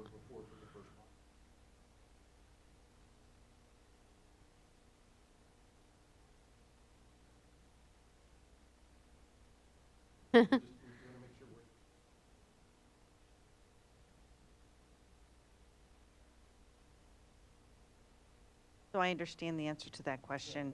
This particular design, we'd have to affect all the trees. This one right now? No, this one would not. Oh, okay, thank you.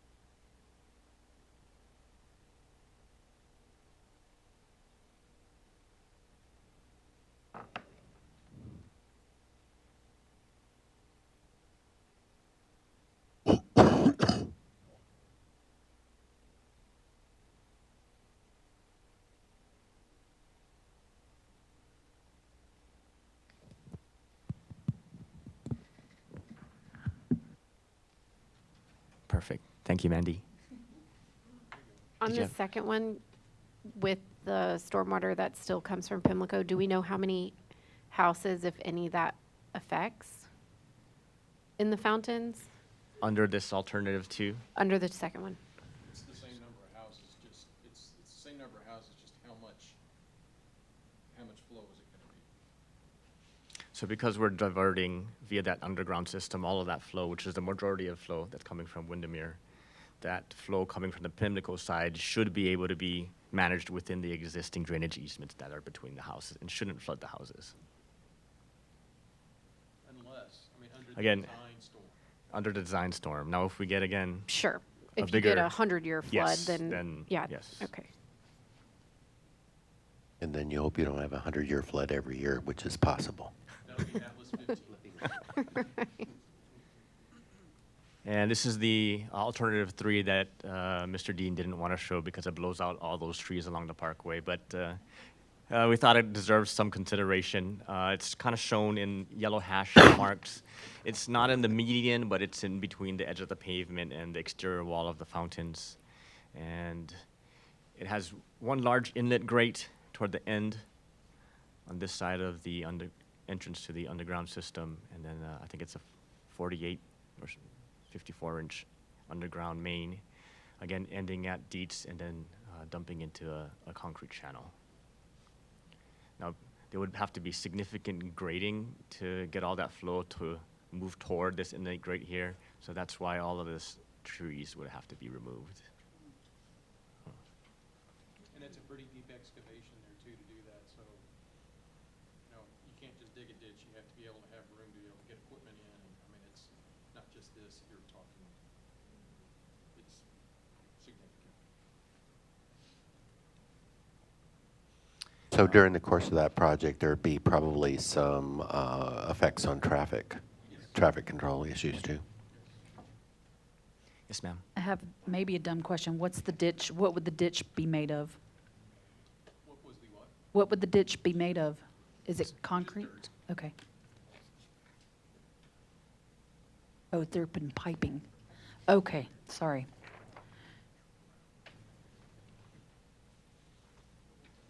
Okay, to summarize, all alternatives will reduce stormwater runoff from the public right-of-way, impacting the Fountain subdivision to a manageable level, however, all above our current budget estimates. What the consultant is recommending, and we've also discussed with the HOA concurs with alternative 2, which is to manage and convey all of the stormwater that's coming down from the Windermere at a cost of about $1 million. What is the budget estimate as a refresher for me? The next slide. Oh, great. Okay. Super. Any other questions but on wait, this there's project more. before I move on to the summary? All right, moving on to the summary.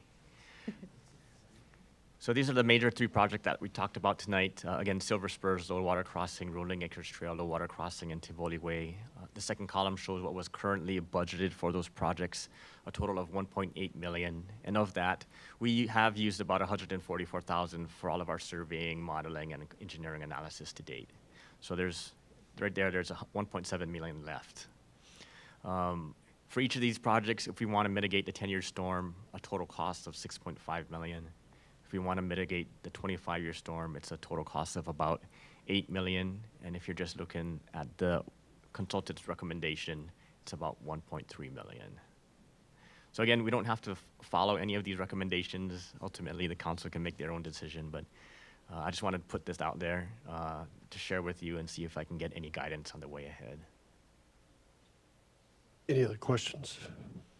I have just a comment. I mean, if you look at what we budgeted for Silver Spur and Rolling Acres and seeing what the recommendations are, I mean, it looks like the savings from those 2 would almost cover the Tivoli Way project.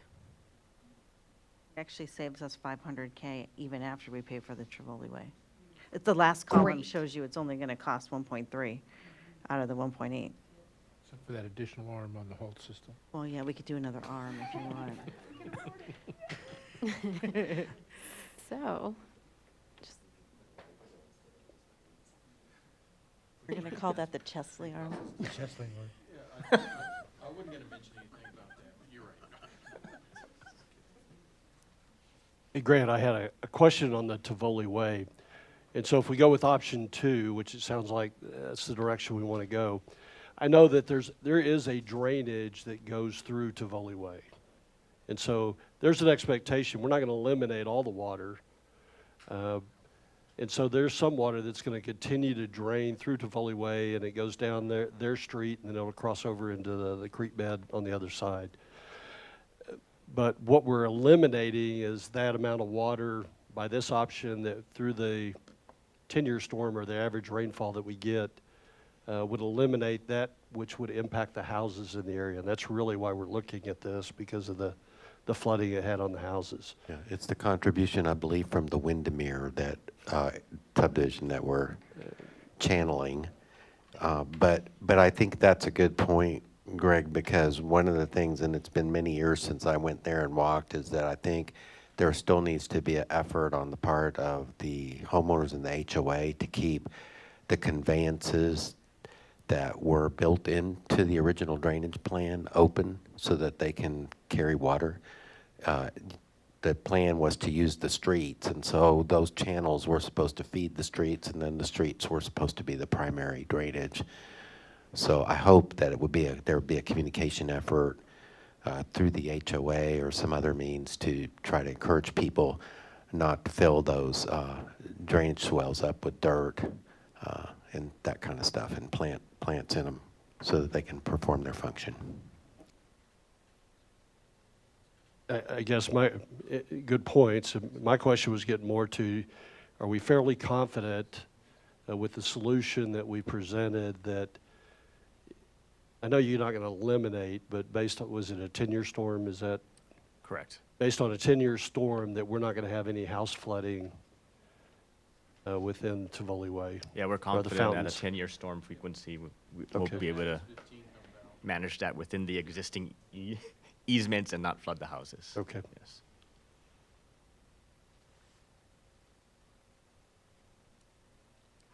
All right. Proposed next steps. So if there's any additional info or analysis that you'd like us to do, we're all ears.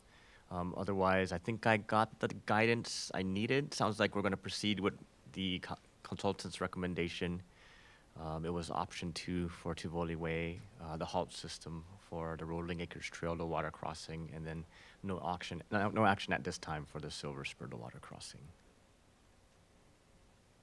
Okay. I'm good with that. Okay. And All right. The plan in the future would to bring it back for the reallocation, if that's what you want for this year.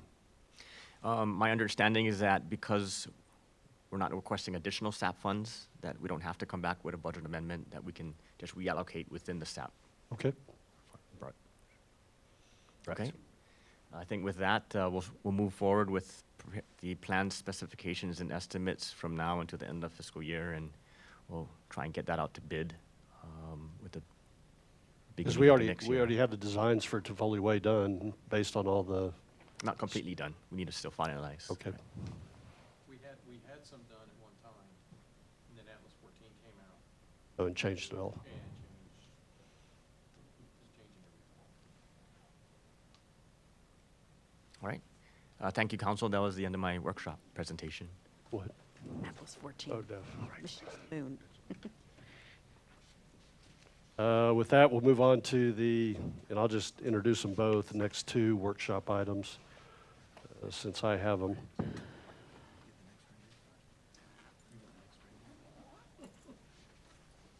Do I have time? I gotta go. Nope, I'm good.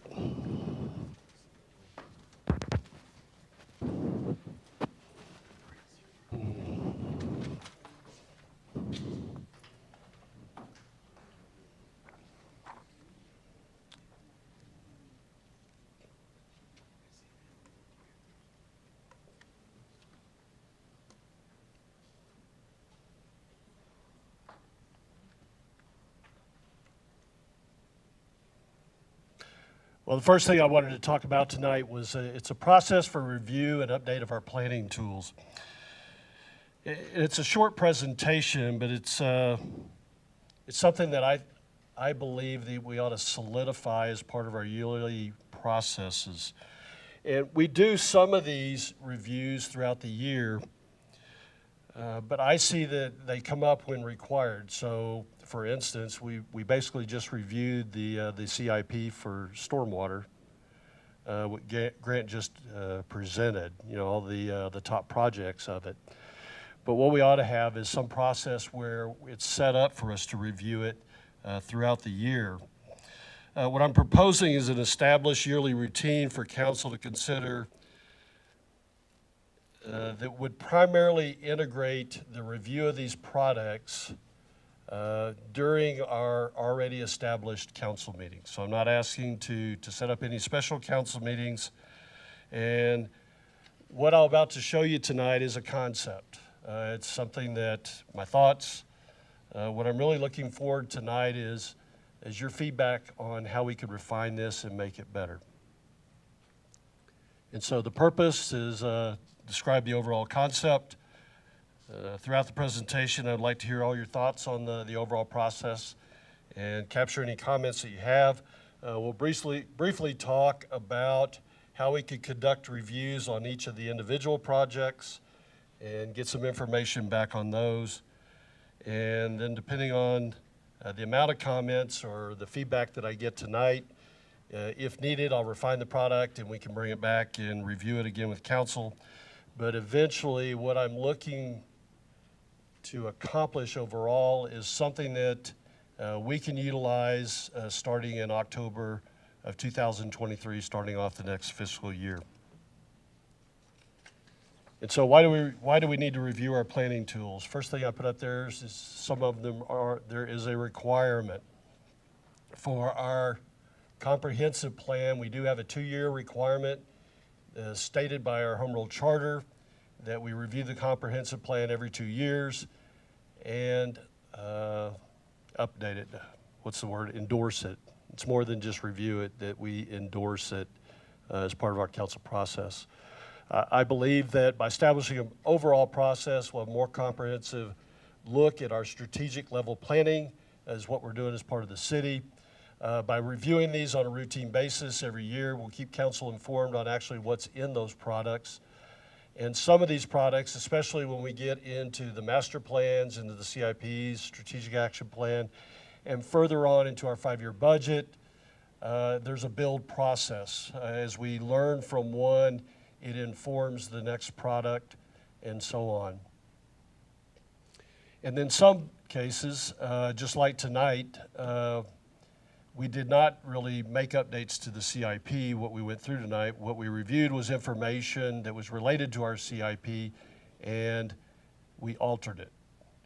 And so in some cases, Grant and his team have made significant accomplishments, and in some cases tonight, we altered it. And so these are opportunities that we need to go back and review the CIP and realign it with some of those decisions that we have made. Ultimately, I think we get more predictability out of reviewing the products. And with that and taking it into our budgeting process, we use the funds that are available to us for the most needed, the most efficient means. And then I put the last comment up there. By doing all of this, ultimately, we keep the semi-rural premier nature of our community intact. The planning tools that I focused on, number one, the comprehensive plan, the unified development code, our future land use map and zoning map. And Grant reminded me that really the future land use map is a product of the unified development code, but I listed them up here separately. Then we have our master plans for drainage and water and wastewater. These master plans, I can't remember which is which. One of them is 1,500 pages long, and the other one is about 1,000 pages long. Then we have our capital improvement plans for drainage, roadway, water, and wastewater, and then our strategic action plan.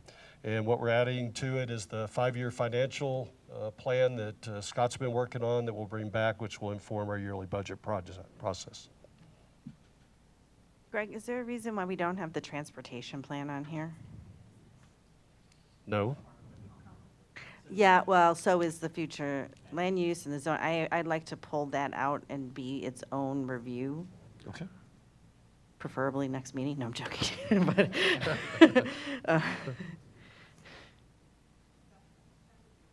what? All right. Anything else? And so here's a simple concept of what this yearly cycle would look like. And it's, it's starting off at the beginning of the year, we'd review the comprehensive plan, maybe then the Unified Development Code, our future land use map, zoning map, and then maybe even the master plans. I think when we get, based on this concept, when you get into about the January, February timeframe is really when we need to start looking at our capital improvement plans for water, wastewater, roadways, and stormwater.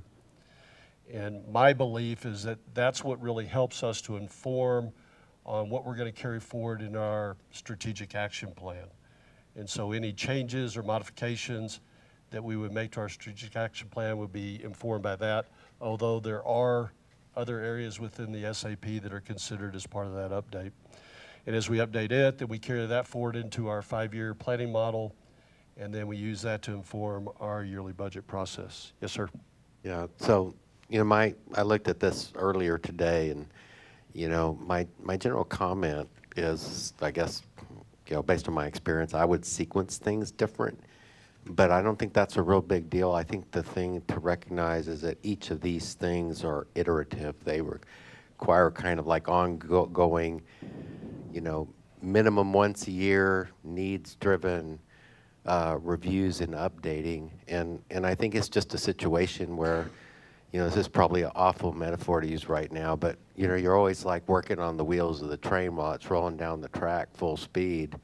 And so I think having them somewhere and a commitment to the legislative schedule of when they're going to be looked at is the critical piece.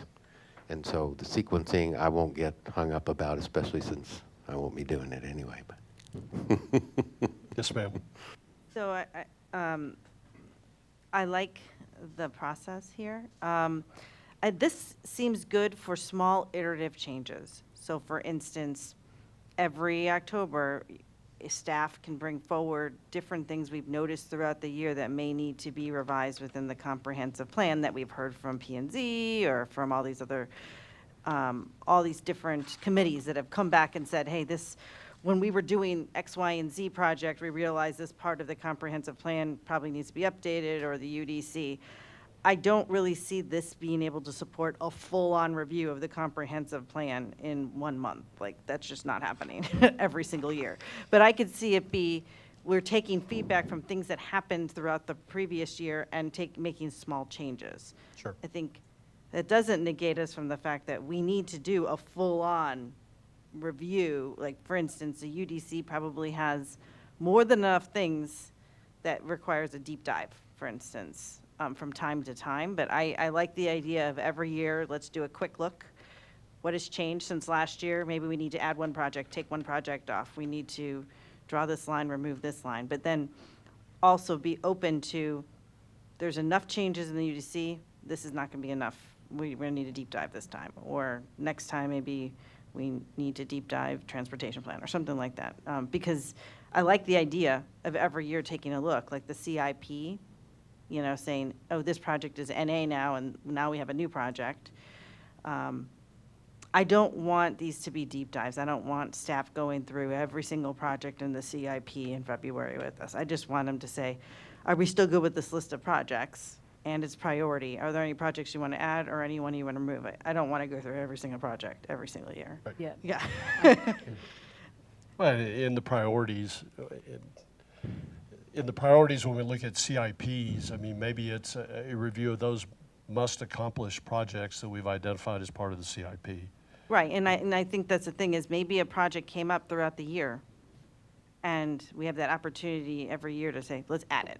Right. Right? And then, oh, this one we fixed when we did this other thing, so let's cross that off. Yes. I like that concept, but I want to not make it seem like we're also not going to do deep dives, because I think we're going to have to from time to time. Well, right, and a deep dive on the UDC just through the P and Z is It's going taken- to take like a year. And Like I've been involved in a deep dive on a comprehensive plan, and it took us like 7 or 8 months. I think we're kidding ourselves if we end up doing a deep dive on any of these, that we're not going to end up needing special meetings, or these meetings are going to go till 2 o'clock in the morning. So, I like the idea as a management tool to be able to go ahead and place all that information that we get during the year and be able to go ahead and mold that into something that we can look at pretty quick. But I agree on the deep dive stuff. That's not happening anytime soon without extra meetings. So, for example, and I put it on the next page, so it's talking about the how process. How do we do this? And, you know, we can go back to our established boards and commissions and ask for their assistance as part of this. I mean, it may require a change to their rules of procedures, but in looking at master plans or looking at our CIPs, we can ask for the CIAC assistance. And if a deep dive were to be conducted, is that something that we could ask for assistance in accomplishing that? And some of these may require technical assistance outside of what we have available to us within the city. And so we may have to go out and contract for assistance to provide those. Example may be the master plans. There's a lot of technical information in those master plans, and not sure any modifications we have the qualifications within the city to make any changes to it. But the way they're developed, I'm not sure that they need any major changes. But it's something that we'd go back to Grant and his team, find out if any modifications are needed. What you're bringing up, not every product needs to be reviewed or updated each year. And that's a great comment. And some products could be partially reviewed or updated. So I know as we get the UDC completed, I believe the P&Z even talked about maybe reviewing a chapter over a certain time period instead of trying to take on the whole product at one time. We probably owe maybe a deep dive review on the comprehensive plan. It's something that we could take a look at. But if we were caught up in it, it may be something that this year we decide we want to look at the transportation chapter within the comprehensive plan and focus on it and what changes we want to make to it. Some of these processes I think would go on concurrently. If we were to do a deep dive, it's going to take a year's time frame to get it accomplished. If we were to do a chapter, it may take a certain amount of time. There's a lot of flexibility in this as we go through it. I like the concept. Let's see, so if we were just to say practicality, in October, we have on the agenda the comprehensive plan. I think what would be beneficial to me is say, okay, these are the 5 things we absolutely need to fix right now. This is, a law was passed, and now what we said here is illegal. So we literally have to fix this now. We need to fix this. It's a quick fix. We found it was a problem. And then separately, we'll have a discussion. Do we need to deep dive this? Yes or no? And then we'll say yes. We'll fix the quick things and then schedule a deep dive if we need to. Right. I think November, UDC, same thing, It could just be a quick agenda item to have that quick discussion and decide what can we fix now? What do we want to deep dive, yes or Gotcha. no? And then move on. Is there a way we could put, dare I say, the charter, the home rule charter in here somewhere? Because even though it's not a planning document, it is something we have to review similarly. I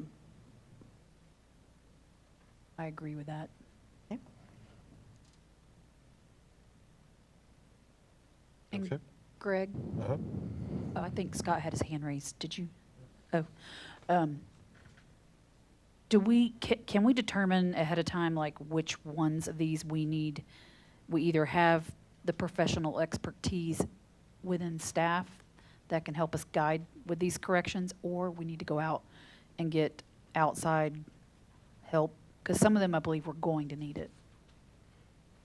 I don't know which ones those are, Yeah. per se, but there a way Some- we can come up with that list? Does that make sense, what I'm asking? And I think to some degree, it may be to the level of how we want to review or update it.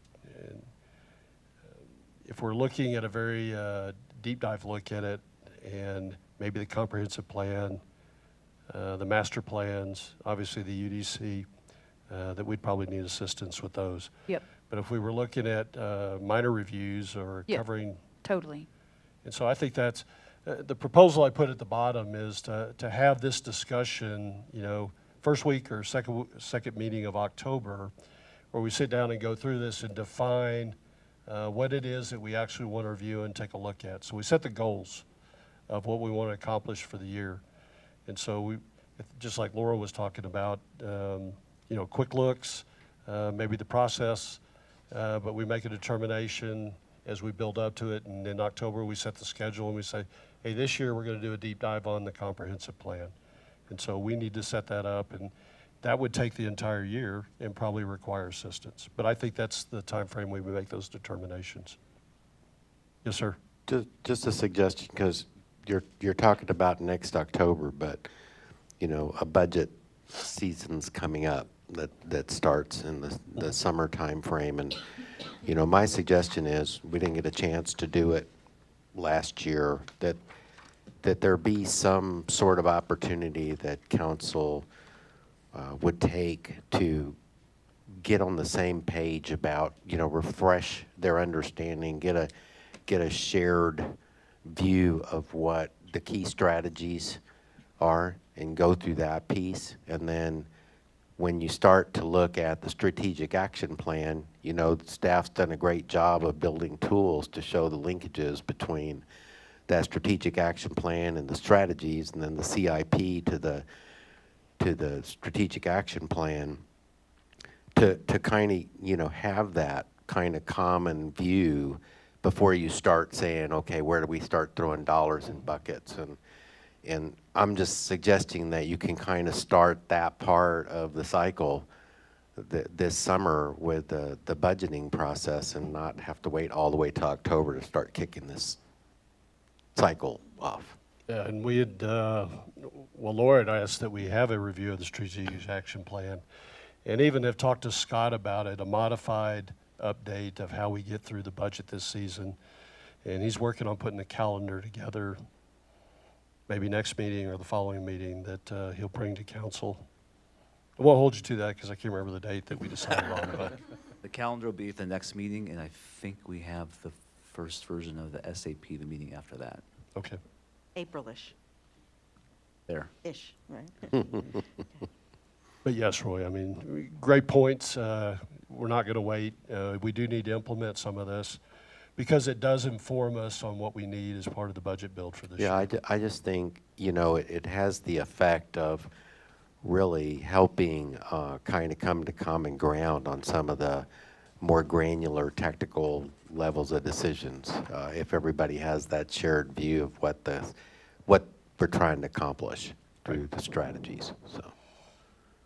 And the point you bring up is really, I mean, even though we were finishing up this year on it, it's really where we want to get to, so we're informing throughout the year and building that, and it just becomes a routine. You do the routine things routinely. And so if that becomes a mindset of what we're doing, then it just happens, and we'll go through it, and we're better prepared as we head into the budget season. And I believe that's the point you were making. Okay?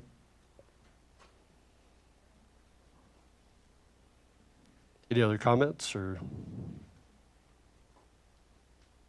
For the purposes of the plan, does this include not only us as council, but the chairs of the different commissions and boards, to get them to funnel the information to us so that it can be pigeonholed when we get to that part of the I planning see what cycle?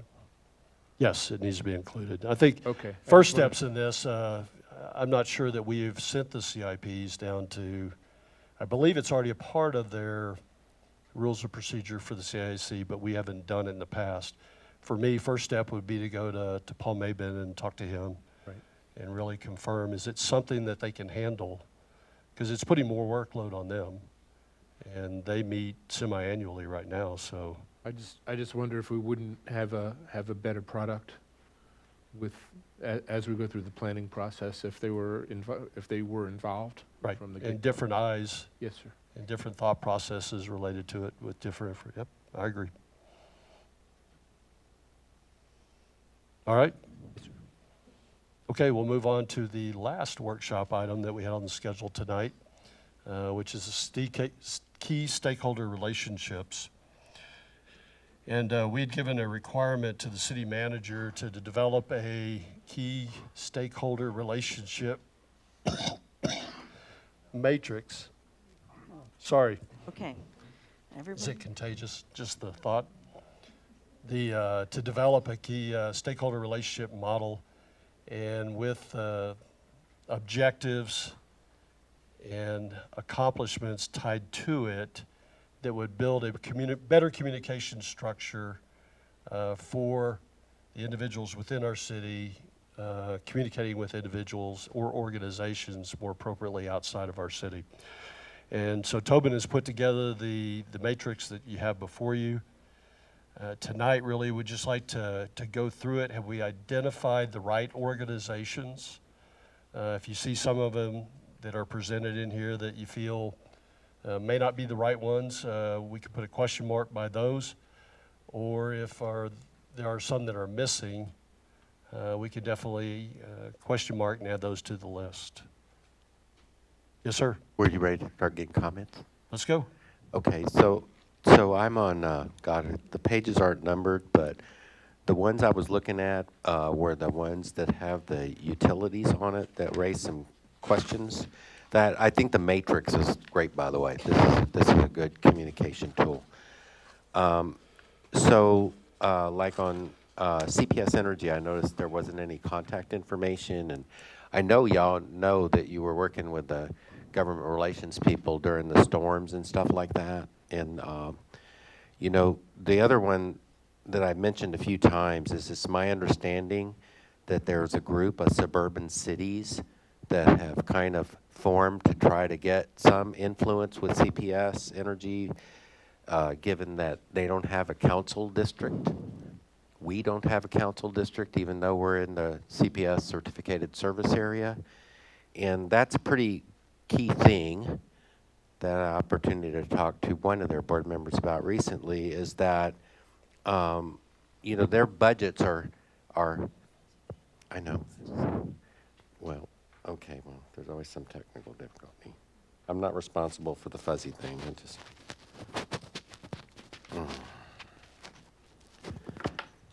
So I'm just gonna do it this way. Please. Not touching this.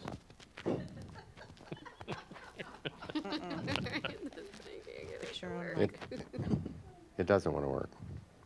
Hold on. There we go. Okay, so the thing about that is, you know, insider baseball stuff, that budgets at CPS are highly affected by having council districts engaged, and that's where you get money allocated to your area to improve reliability. And so I think that if we can get involved with whoever this group of suburban cities are that are doing that, in lieu of having a San Antonio City Council District representative, I think that would be good to do. And aside from those kind of things, I think it you know, on the primary Fair Oaks Ranch owners, it has mayor and council, but I think really, to me, the front line of this is the utilities and our public safety people that have to deal with them from the emergency management perspective.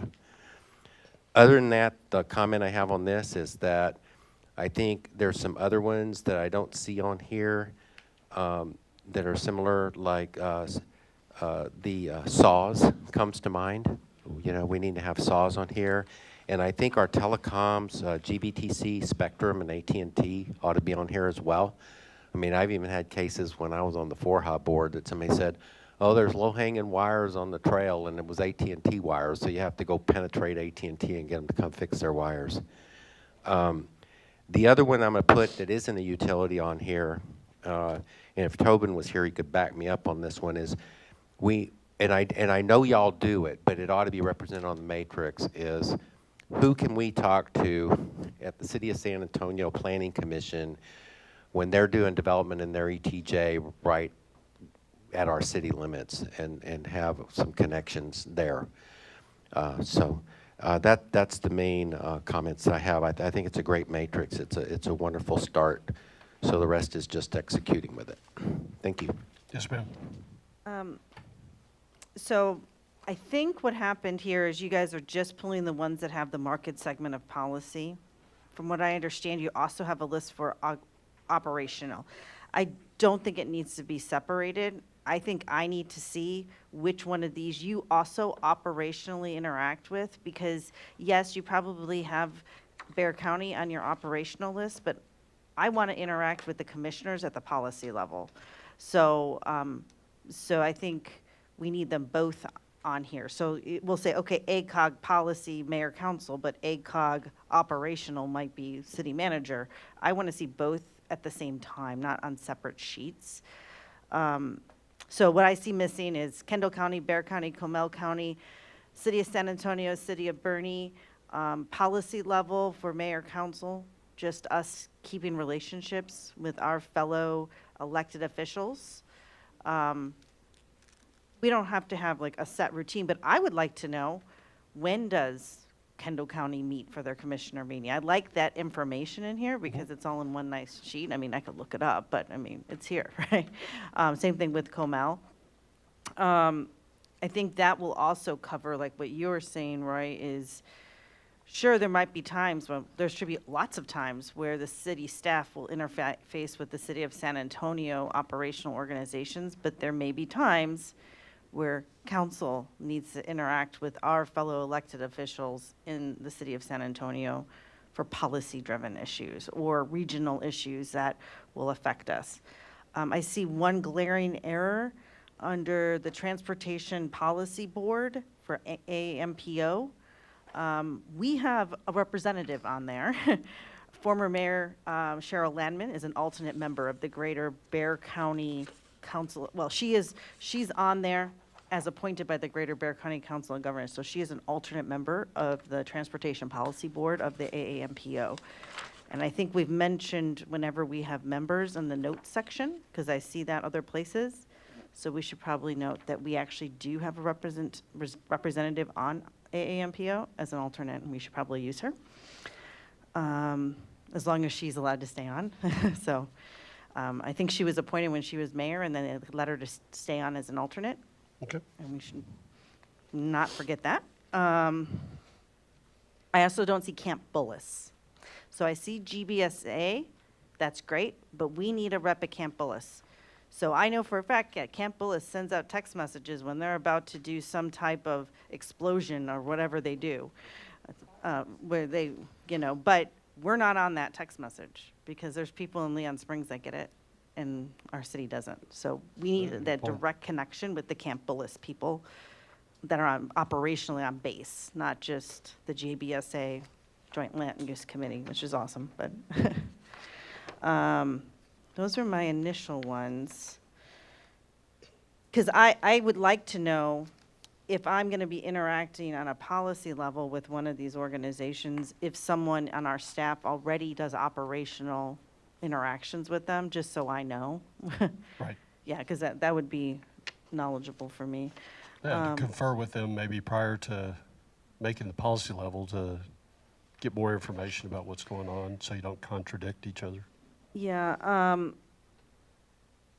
I'm not sure, who do you have operationally on your emergency services list? Do you have a separate operational list under emergency services? Yes. Yes. I don't know. Okay. So what I see missing under emergency services is, well, no, police is part of our city, but Bear County Sheriff, I don't see Bear County Fire Marshals, I don't see the Bear County Emergency Operations Center, Kendall County Emergency Management, Comell Emergency Management. I don't see the fire chief on here. So he's a separate operational line that we should call directly. We don't need to go through the Leon Springs Board or BSD to call the fire chief. Like, you should be operationally on there as a list.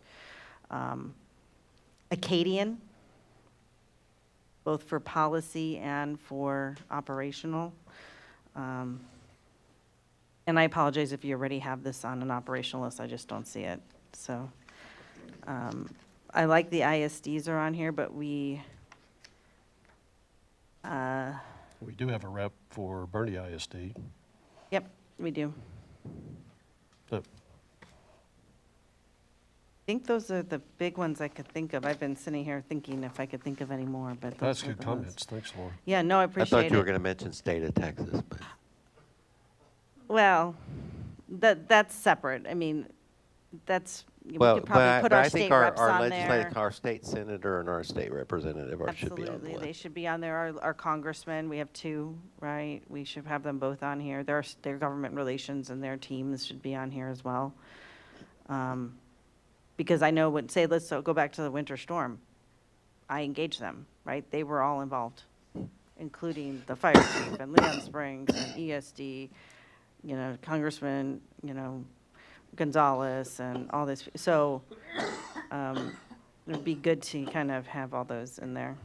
The list is growing, but that's good. We have a lot of people to interact with. Quick question, don't we have a third school district, not just Comel and Bernie? What's the neighborhood that's, it just lost my mind, out on Ralph Fair? Setterfield? Setterfield, isn't that in a different? Comel ISD. Oh, it's in Comel, okay. I was thinking it was a different one. TxDOT. I thought it was Northside ISD, That's honestly. Because I thought I heard someone tell me that we had a small population in Northside, but maybe they were wrong. And I know Tobin had put together a more thorough and complete list, and it did include a lot of the operational. I don't know what was on it. I know it was pretty thick, so he probably had a lot of this on there, but we'll provide these comments back to him and he can update it. Yeah, I Any think- other? You can tell a lot of work went into this. Oh, to yeah, I develop, really like how it's laid out with all the information in there. It gives us a lot of opportunity to decide, hey, who wants to go to the Bear County Greater Council of Cities meeting?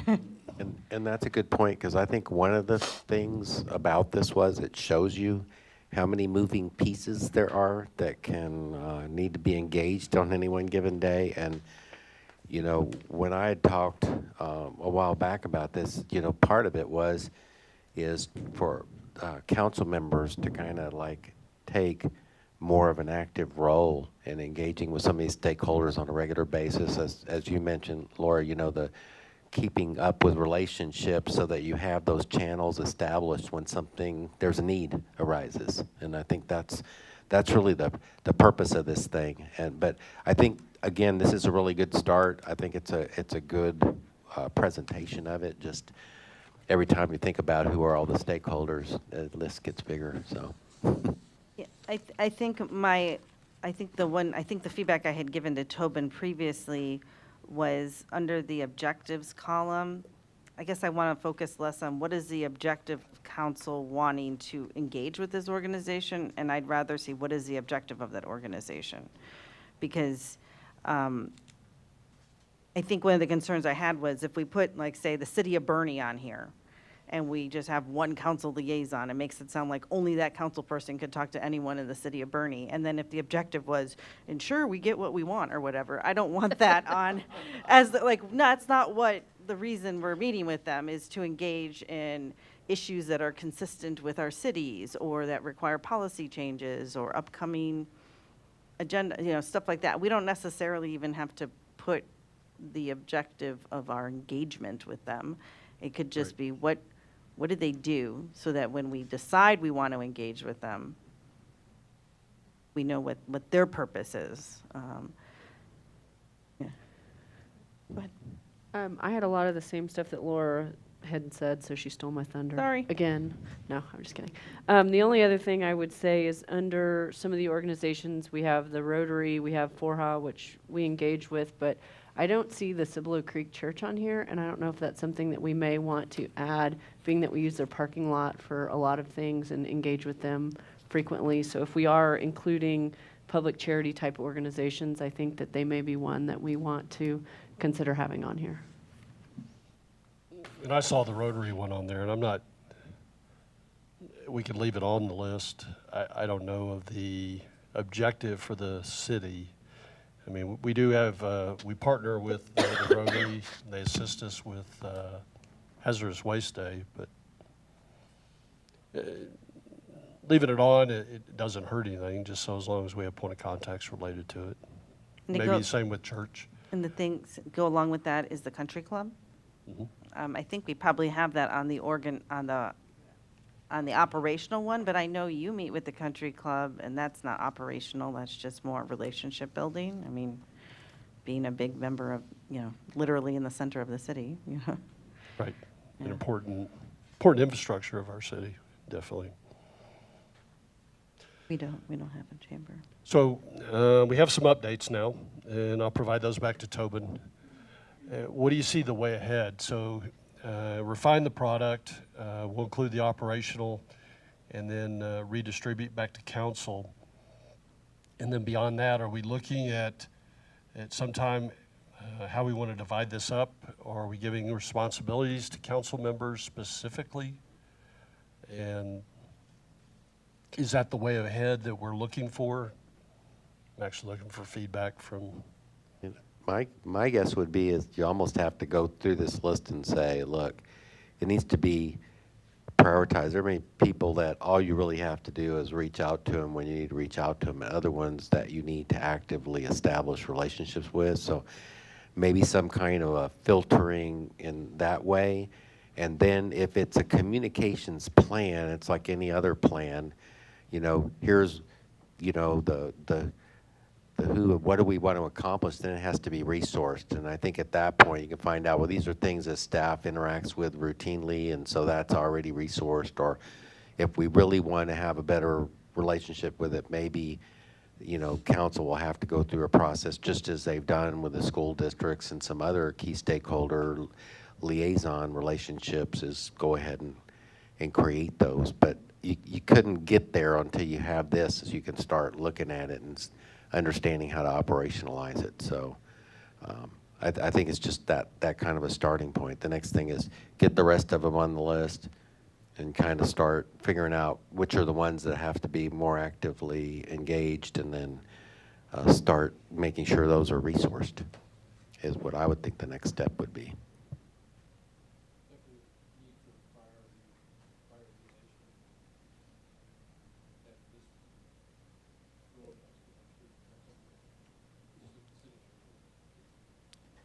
so I was writing down, prioritize by active engagement, which means on a routine basis, and then on an as-needed basis, ranking some of the others. And some of them will require a liaison, like, hey, some of them probably won't. I don't want to discourage any council member from making your own relationships with Bernie City Council just because your name isn't the council liaison. I mean, And I don't think that was the intent. I think it was more to make sure that if there was a routine engagement that we had with Bernie, that somebody was identified to ensure that that was covered down on. If other individuals were attending also, I don't think that's a problem. Does that make sense? So maybe like the BISD board meetings. I mean, we all could go to the BISD board meeting, but we want to make sure that at least if we identify that as one of the active engagements, that we always had one individual that was going to that board meeting. Does that make sense? It might be important. If they're important enough to have on this list, then I think they're important enough for us to at least make an initial outreach to them as an introduction, and maybe assign somebody to do that. But then going forward, you don't have to attend every single meeting or whatever, unless it's identified as a high priority one. But I think that we probably ought to at least establish an initial introduction, connection. Hey, we're here. Hey, we want to you know, establish some kind of relationship with you, open door, if you need something from us, if we need something from you kind of thing. And then going forward on an as-needed basis, have that, you know, option. Okay. Did y'all have anything else?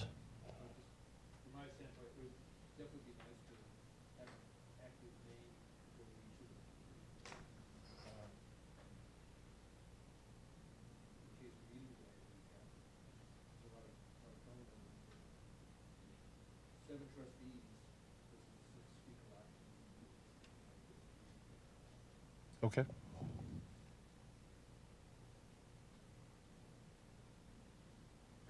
God, your microphone's off. Say it again. I'm joking. All right, anything else on this item? Really like, All right.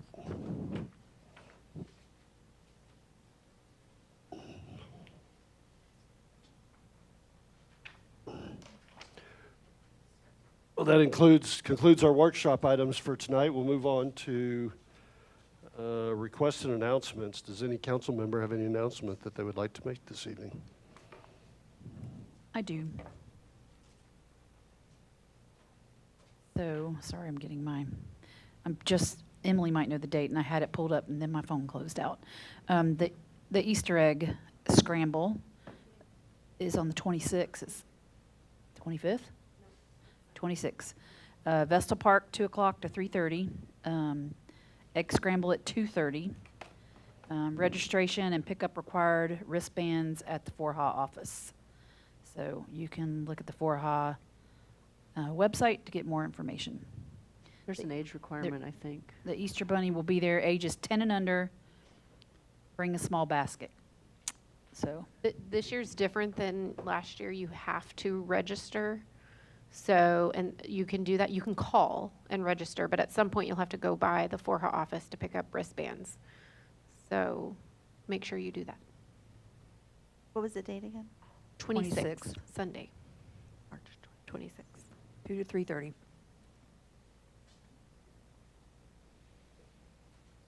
Anybody else? I had one quick announcement. TxDOT came in and they cleared the east side of Ralph Fair Road in preparation for the bridge. Really, they were clearing for the movement of the utilities along the way. And we received word this week that they will begin clearing the west side of Ralph Fair Road next week. And so just getting ahead of it to give everybody awareness that the same vehicles will be back out there. And along with it, I had a comment. I meant to make it earlier.